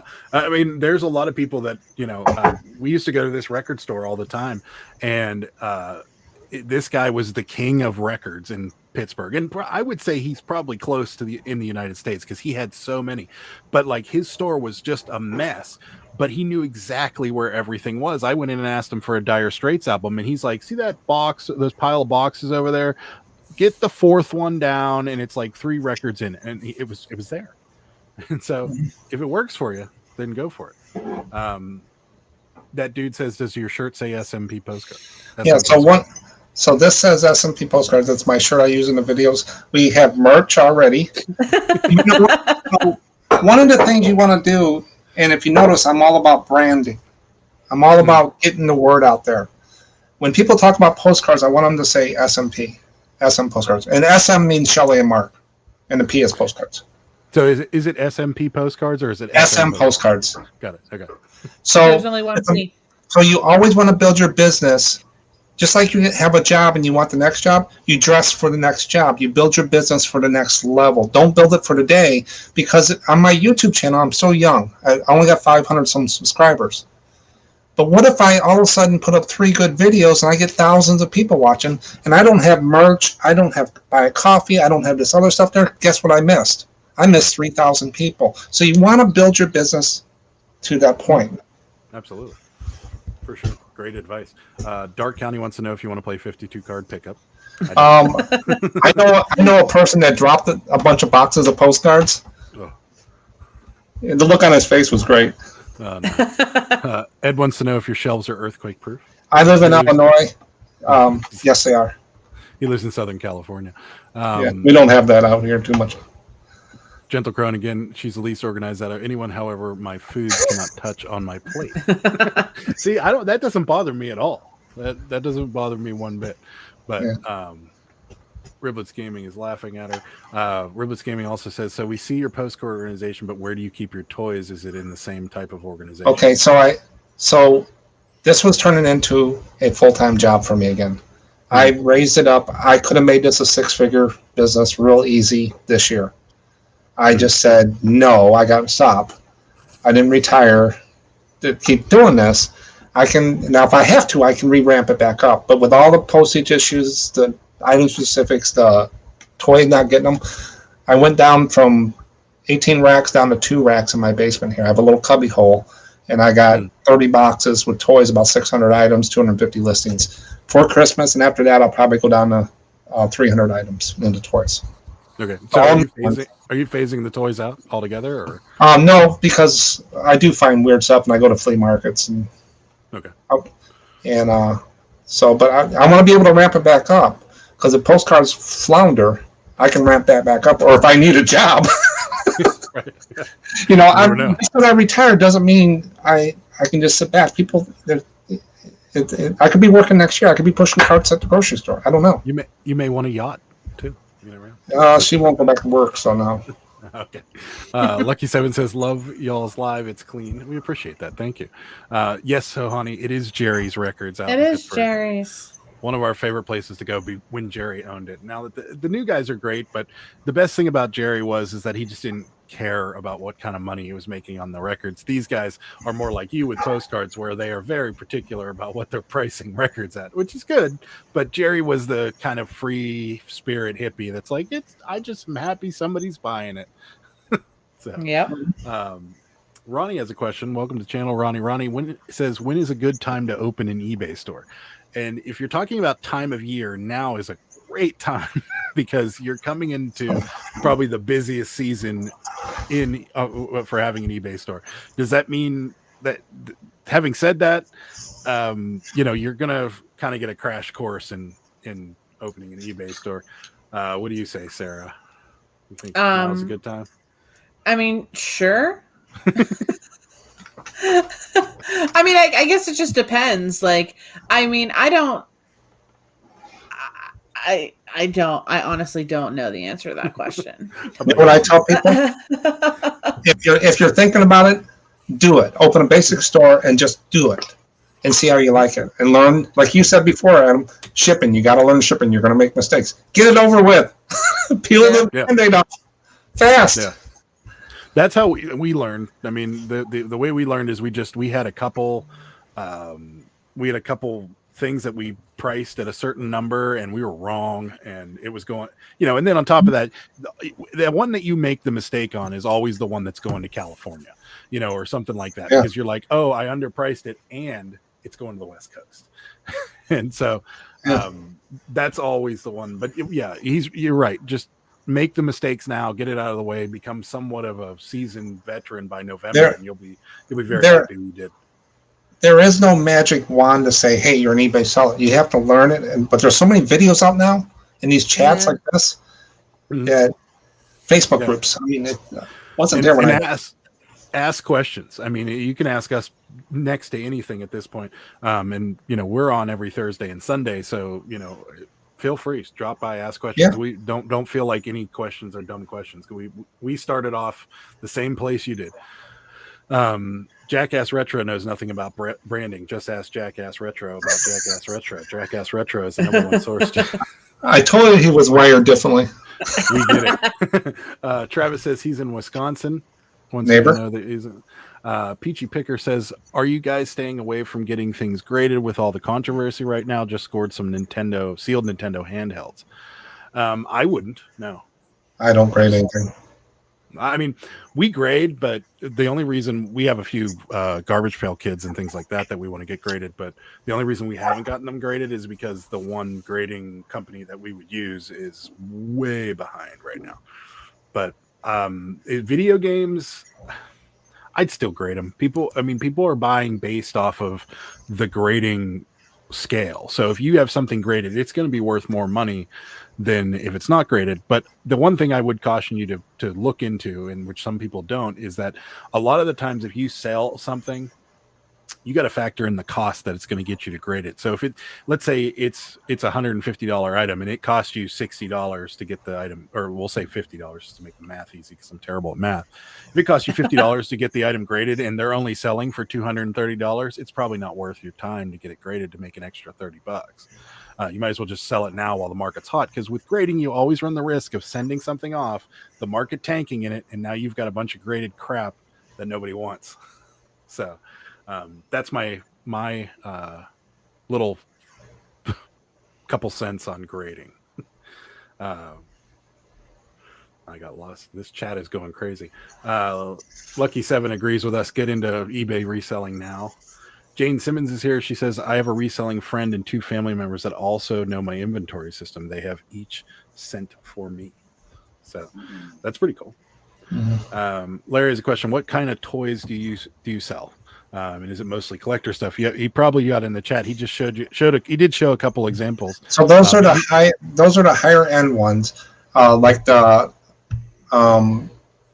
Legends, the Marvel Legends. I got Cobra Kai that shows on Netflix that come out in figures. Turtles. I do a lot of pre-orders. I did not last year. I ordered about $12,000 worth of stuff for Christmas.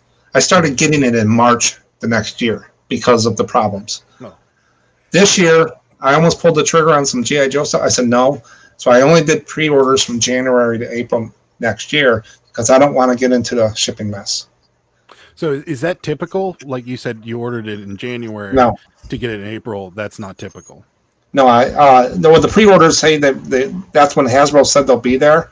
But they come whenever they get them, they'll ship them to me. I'm first on the list to get them.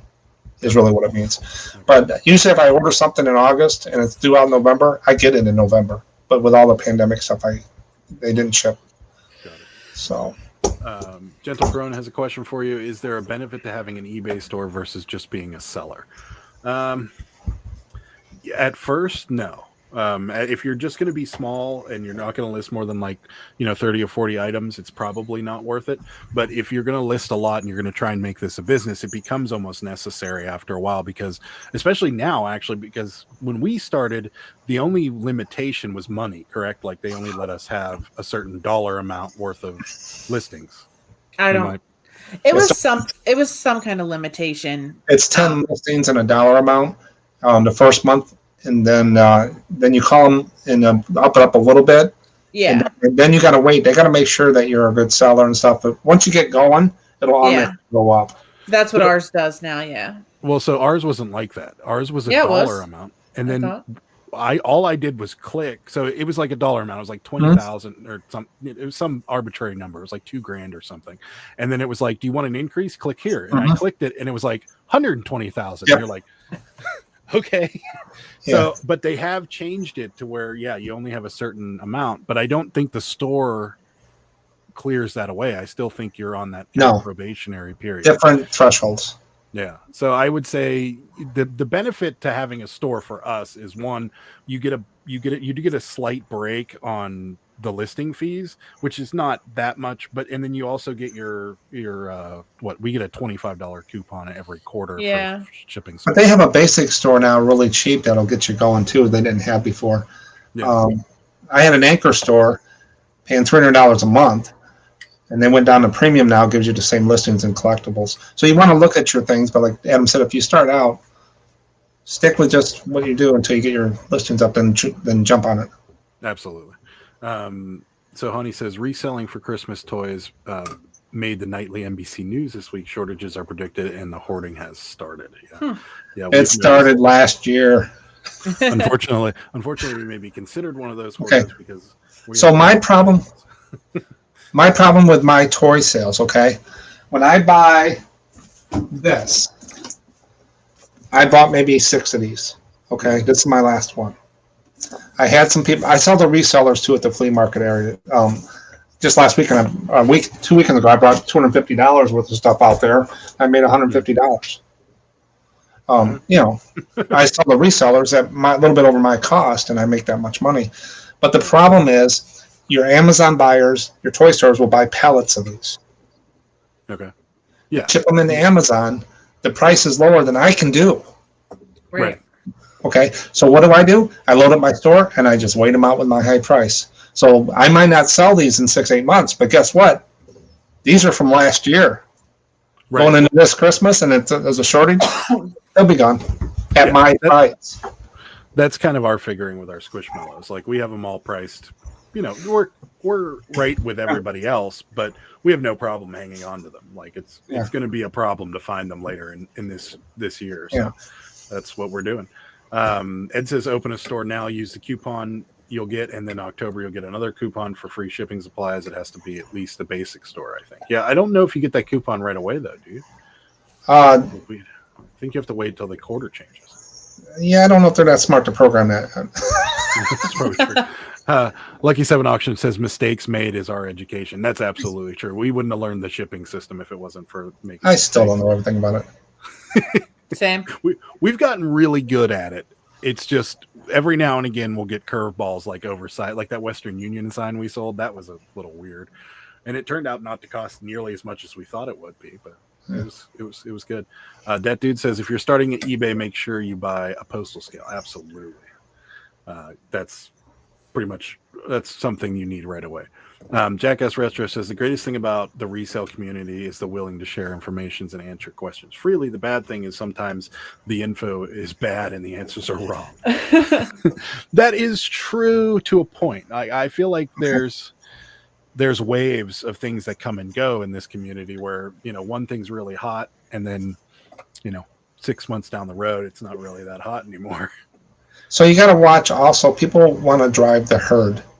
There's some resellers that do YouTube videos, and I let them do whatever they want. It's not my channel.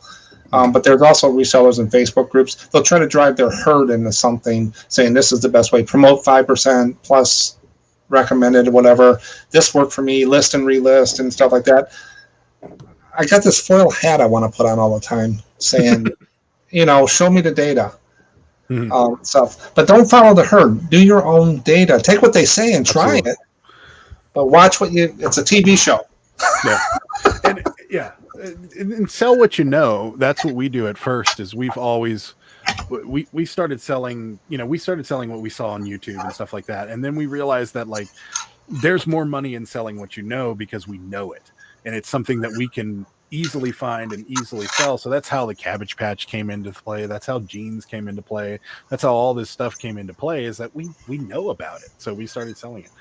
The easiest thing to sell is something because number one, you're passionate about it. Number two, if somebody asks you a question, you'll know how to answer it. And that's think about what you look for when you walk into an antique mall or a thrift store. What's the first thing you go after? That's what you want to be known for. You want to be the best. Cabbage Patch Doll, sir. Yeah. That's where I go. I go straight to the shelf that they're always on. And that way I can herd all the crazy people to you. The Cabbage Patch community actually isn't too bad. It's the old dolls, like the 1930s, the dolls, like the ones that are staring at me right over here. Though that community is very Cabbage Patch people are crazy too. Anybody that puts diapers on dolls are crazy. Sarah got a whole bunch of authentic ones the other day. I did. My friend got them for me. But yeah, Cabbage Patch people are nuts. I have a one that I just ripped all of its hair out and I'm going to reroot it. So that was quite the visual that I saw when I walked into the kitchen and she's jamming a knife in the bottom of the throat of Cabbage Patch. I'm like, what are you doing? Lucky 7 Auction says, yeah, I'll never fulfill my eBay allowance. Yeah, neither will we. I think ours is pretty high. Peachy Picker says, I started an eBay store pretty quickly because I sell a lot of game consoles. eBay fees on certain consoles are only 6.55%, as opposed to 12 without a store. So yeah, you do get a break on some of the do your homework. Absolutely. Ed says, I feel dumb when people ask me about the expensive fashion sneakers. I'm like, I don't know anything about that. Only bread and butter ones for him. Yeah, I agree. People sometimes try to talk to me about stuff, and I'm like, I don't know. I just sell this stuff. Gentle Crown says, I started not wanting to sell vintage or glassware. What I do sell is the best and the what does it say? What do I sell? The best and the most vintage glassware. Am I reading that correctly? Or yeah, she said she just doesn't want to do it, but she does sell the most of it, but she doesn't want to do it. If you're good at it and you know it, and you can brand it and get known for it, just pack it well. Yeah, very well. Yeah, I don't do well with glass. Yeah, Sarah's in charge. Sarah does the fragile stuff because I had two returns that were totally my fault. That were fragile things that were glassware, and I packed them, and they both broke.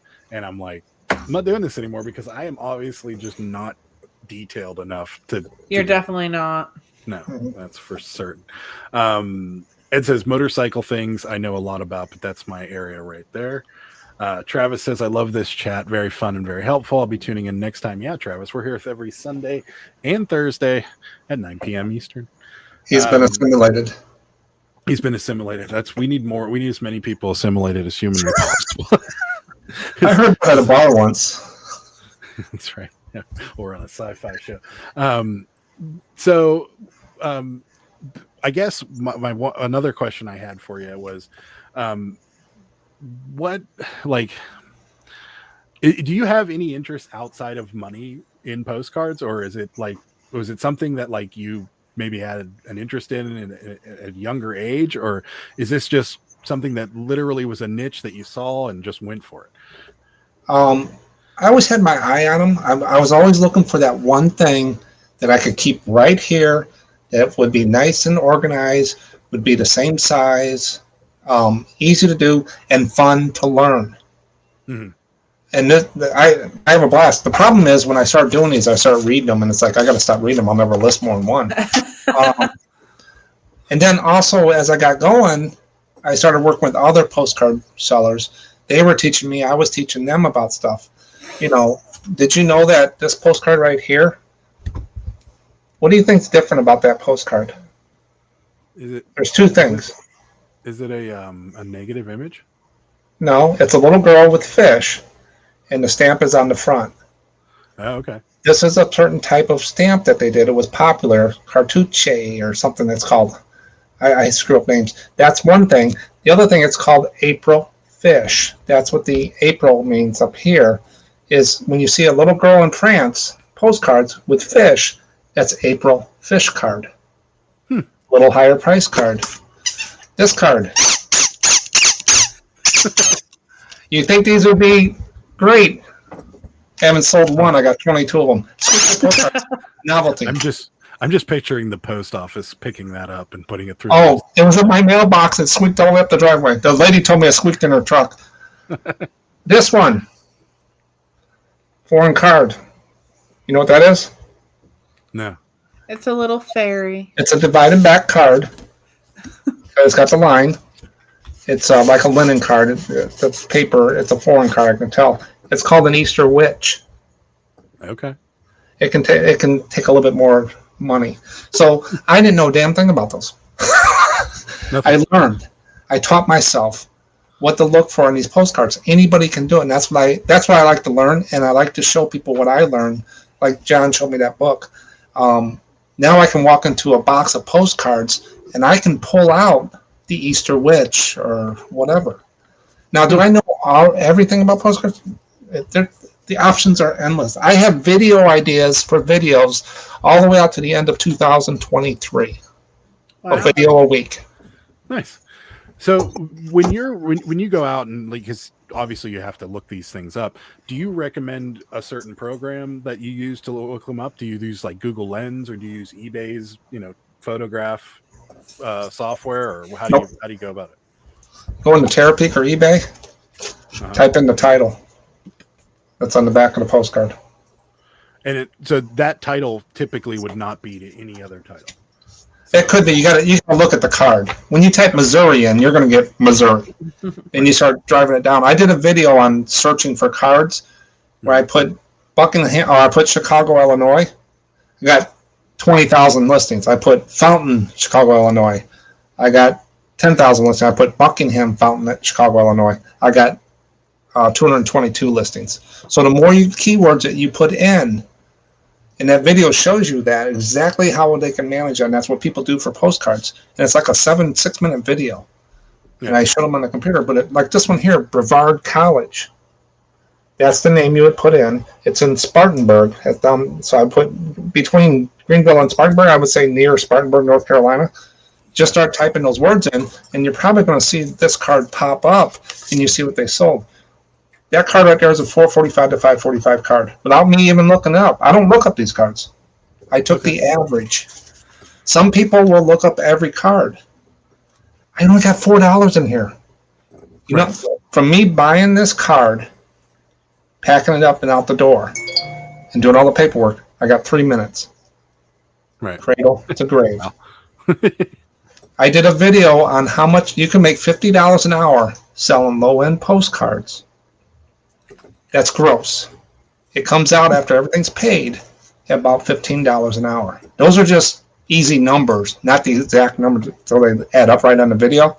But $50 an hour gross selling lower end postcards. Just think if you do it like Matt does and sell a $60 postcard every day.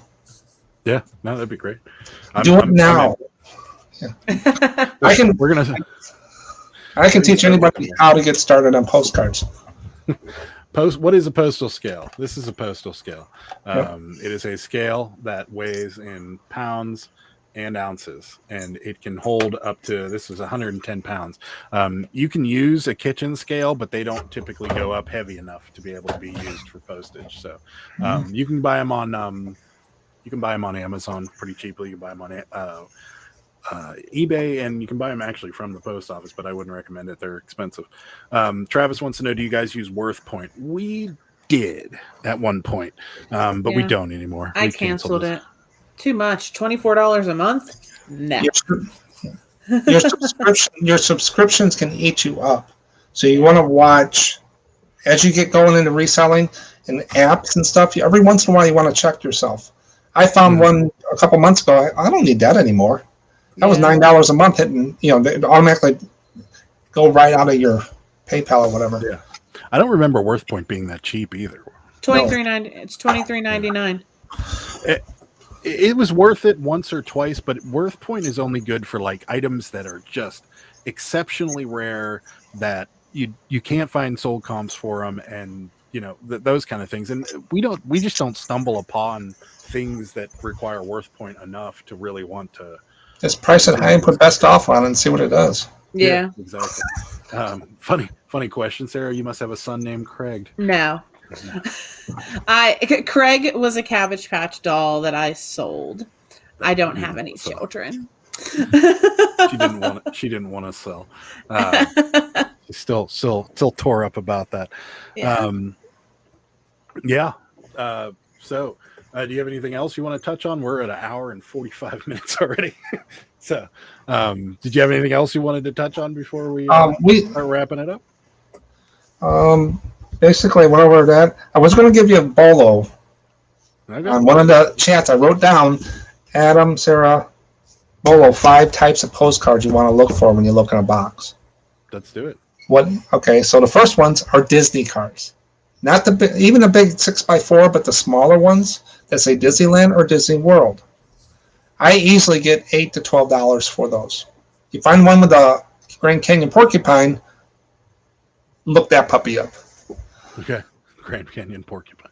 Next one, these are lower end cards. They're not the real fancy cards, but when you build a postcard store, you can build it up while you do your other stuff. If you're selling clothes and stuff, you can start a postcard store like I did in a separate store or in the same one and just build it up. Now it's taken over toys. Right. Next one. Before you go on to the next one, when you said Disney, even the newer Disney stuff is still worth money, or is it just the older stuff? I sell it all, but mostly the older 3.5 by 5.5s do better. Yeah, because I know Disney got a lot bigger in the last 10 years, and it seems like if there's one of these, there's 10 million of them that exist. And they killed Star Wars, except for Mandalorian. That's right. So Disney sells. That name will sell, but the 3.5 by 5.5 are the best. Next one is anything I find with Caribbean islands, Hawaii, Bahamas, all that stuff. Stay away from Cuba.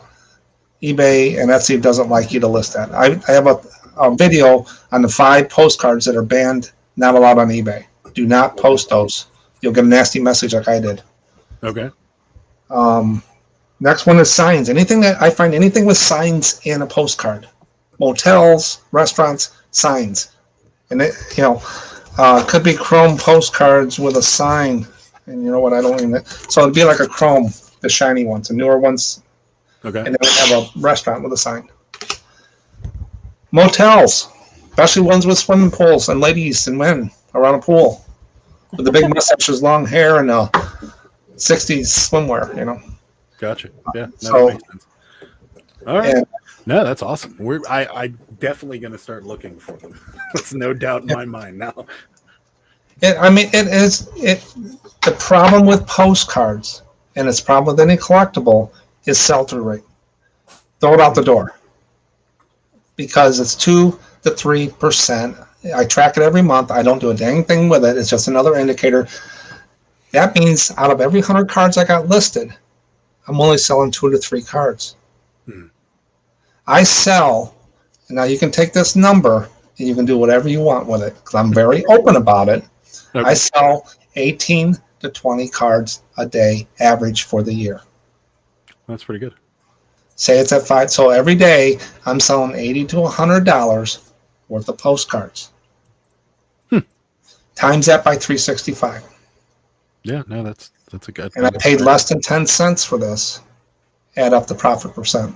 No, your profit margins are off the hook. Because this costs 4 cents or whatever. Yeah. I mean, our profit margins are much slimmer than that. That's for sure. So and you can't sell them higher because they won't sell. Right. Superfast Tortoise has a question for you. What would you suggest or best advice for people with low budgets starting on eBay? Go ahead. You can take this first time if you would like, or I can take it. Whatever. Garage sales. Garage sales. Yeah. My best advice would be to take the amount of money that you're willing to invest into eBay and set it aside, or kind of put it somewhere that this is the money you're going to use for eBay. And if that money goes away, don't keep pushing money into it. Try to keep your bank account coming back to that dollar amount and at least breaking even or getting slightly above even. That way you're not just sinking all of your money into eBay. So each person has a different scenario. You're in a different situation. I know Matt is. You guys are full-time. You do this for a living. Matt does this for a living. My check's in the mailbox. I don't do it for a living. I'm not a hobby. I built a business, and this is what we use to offset what we lost when we retired. Right. But if this went away, I'm not like the situation you guys are in. You have more pressure, different things. Somebody at low budget might not be able to buy 10,000 postcards. Right. But you're not going to get a cash flow out of 10 postcards unless you have. I didn't see a good cash flow until I got about 6,000 cards. And a good lister can list between 8 to 10,000 cards a year. So if you're doing 5,000 cards a year, you're good. But you need envelopes, you need stamps, you got to put money out for it. Yeah. Here, Dat Dude's got some advice for you. Super fast store to start with the items around your home that you no longer use and can afford to sell. Yeah, That's a really good idea. That is a really good piece of advice. And family and friends also, same idea. Everybody has things that they want to clean out. It's good to make your mistakes on things that you don't have a lot invested into. So the least amount of investment you can make is the best thing you can do right at the beginning, because you don't want to go charging in and spending, money that you need to pay your bills on stuff for eBay. But just get started, in some way, shape, or form, whether it's stuff around the house or whether it's stuff from friends and family. Know your numbers. Yeah. Make decisions on numbers, even if you just got a few numbers, not that your wallet is full, because that money's not yours. You got to pay expenses. You got your cost of goods sold. You got eBay fees. All of a sudden, you got to pay to build the eBay. Now your wallet, you're going to your bank account. Yeah, you got to be smart about it. That's for sure. Trish says, I've gotten postcards over the years for friends. I need to check them. Yeah, me too. Sarah has a couple she wanted to show you real quick. Oh, yeah. I have 2. I have. Now remember, my price gun stuck at $4.45 a long time. I have Union Station here, Pittsburgh. Let me see the back. What's the back? That's what they call an undivided card. It's probably from the 1901 to 1906. Yeah, it says. Oh, it doesn't have the. Yeah, it says 190. I think it says 1907 on the. Okay, so it's around that era. Yeah. Me. Bring up that one. Now, I would probably look that card up and do a little research. So it would go in my special folder. So I would look on eBay and stuff like that and do a little bit more, because it is undivided back. It is of a train station, so you want that keywords in your title. Trains, station, Union Station, where it's at, the state. You can put posted in 1907. But people can see that. But that's a good card that you could probably get more than $4.45 for. How much more? Okay. It depends. But don't just look at comps. Don't price your stuff by comps. Price it by add up what you need to get to make your margin. And if that price is higher than what's comp, do it and throw best offer on it. If it's lower, raise the price. Don't just price stuff by comps. Do it by what you need to make your living. It'll sell. If you got good stuff, it'll sell. Yeah, that's true. And then I have the Fireman's Headquarters. It says Westinghouse, East Pittsburgh, Pennsylvania. Somebody wrote Jack on there. And see, don't worry about writing on the front or back, just disclose it. Now that's a divided back. The line is in the middle, so it's more there. It's got a 1-cent stamp probably.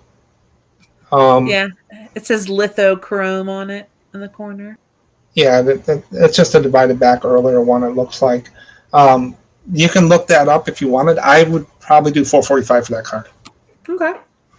But some people might find and do research and find it's a $20 card. Me, I didn't see anything special right away. Boom, it goes $4.45. Yeah. And I do the average. And like I said, if people go to if you go to 3 thrift stores in an antique mall, and at the antique mall, you found the best deal of your life in there. 2 weeks later, you want to go to the same places. Where would you go first? The antique mall. Right. So if someone finds a deal in my store, either I'm a marketing genius or I really suck at pricing. We've also had that happen where we've made deals on Under Armour and things like that, and they've come back and bought again. And it's true. Yeah. They know it was a quality product. It came fast, all those things, and that does drive prices. We have viewers that buy from us on a regular basis. Same thing. Yeah. They just, they know we're not going to take advantage of them, and it certainly works. So if there's 9 million postcards on eBay and thousands of sellers, how can I stick out to be different?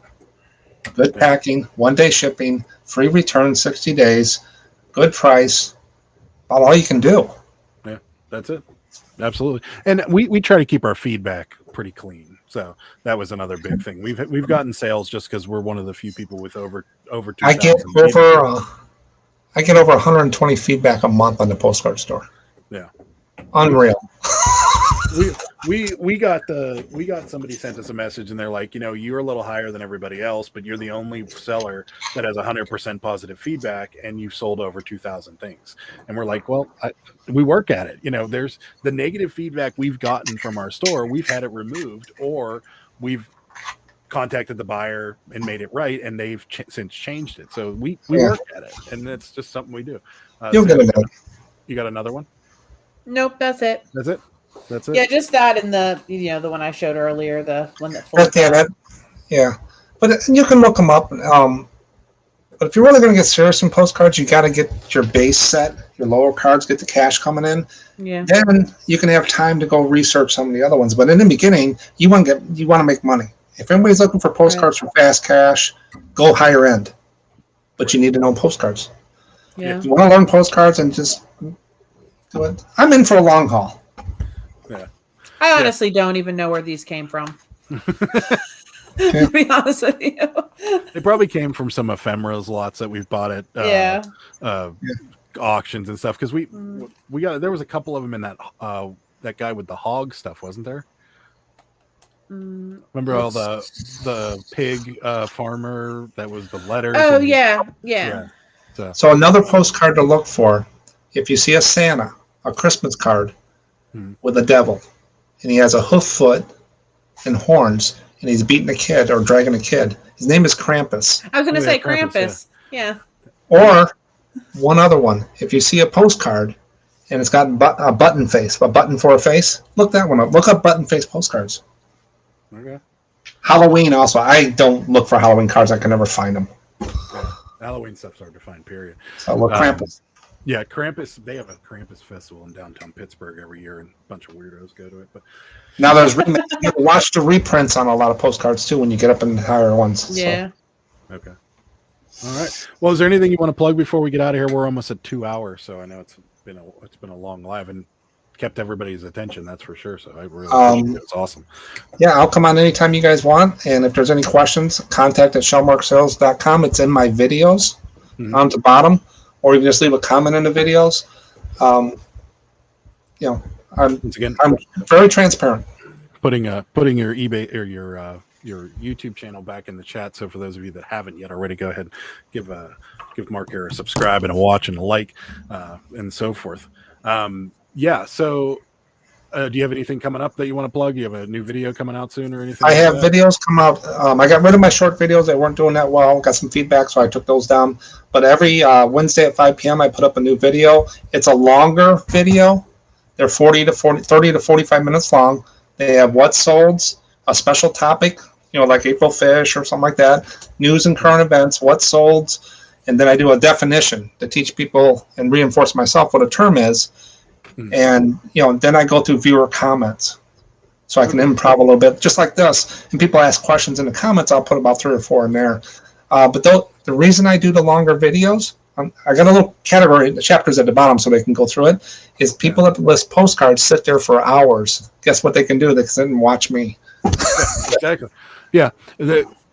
When I first started in YouTube, same thing. I got a bunch of advice that are like, keep your videos short, don't do anything like that. When I started doing the longer what sold videos, people actually started responding more positive, and were like, I like the longer videos. It's nice to be able to listen to something while I'm listening or doing whatever. And then my watch hours went through the roof, and I was at 10,000 watch hours at like 800 subs. So I killed the 4,000 watch hours well before I got to 1,000 subs. So the longer videos I think work personally. I mean, as long as it's a topic that your audience is engaged in, and that's the way to go. Yeah, I'm working with one of the influencers, D. Nimmin, and he's helped me so much. I've made hundreds and hundreds of changes in the last 2.5 months. I see a big difference, and I'm getting good responses. There's some things I need to change, but that's another thing. Just like eBay, you got to learn it.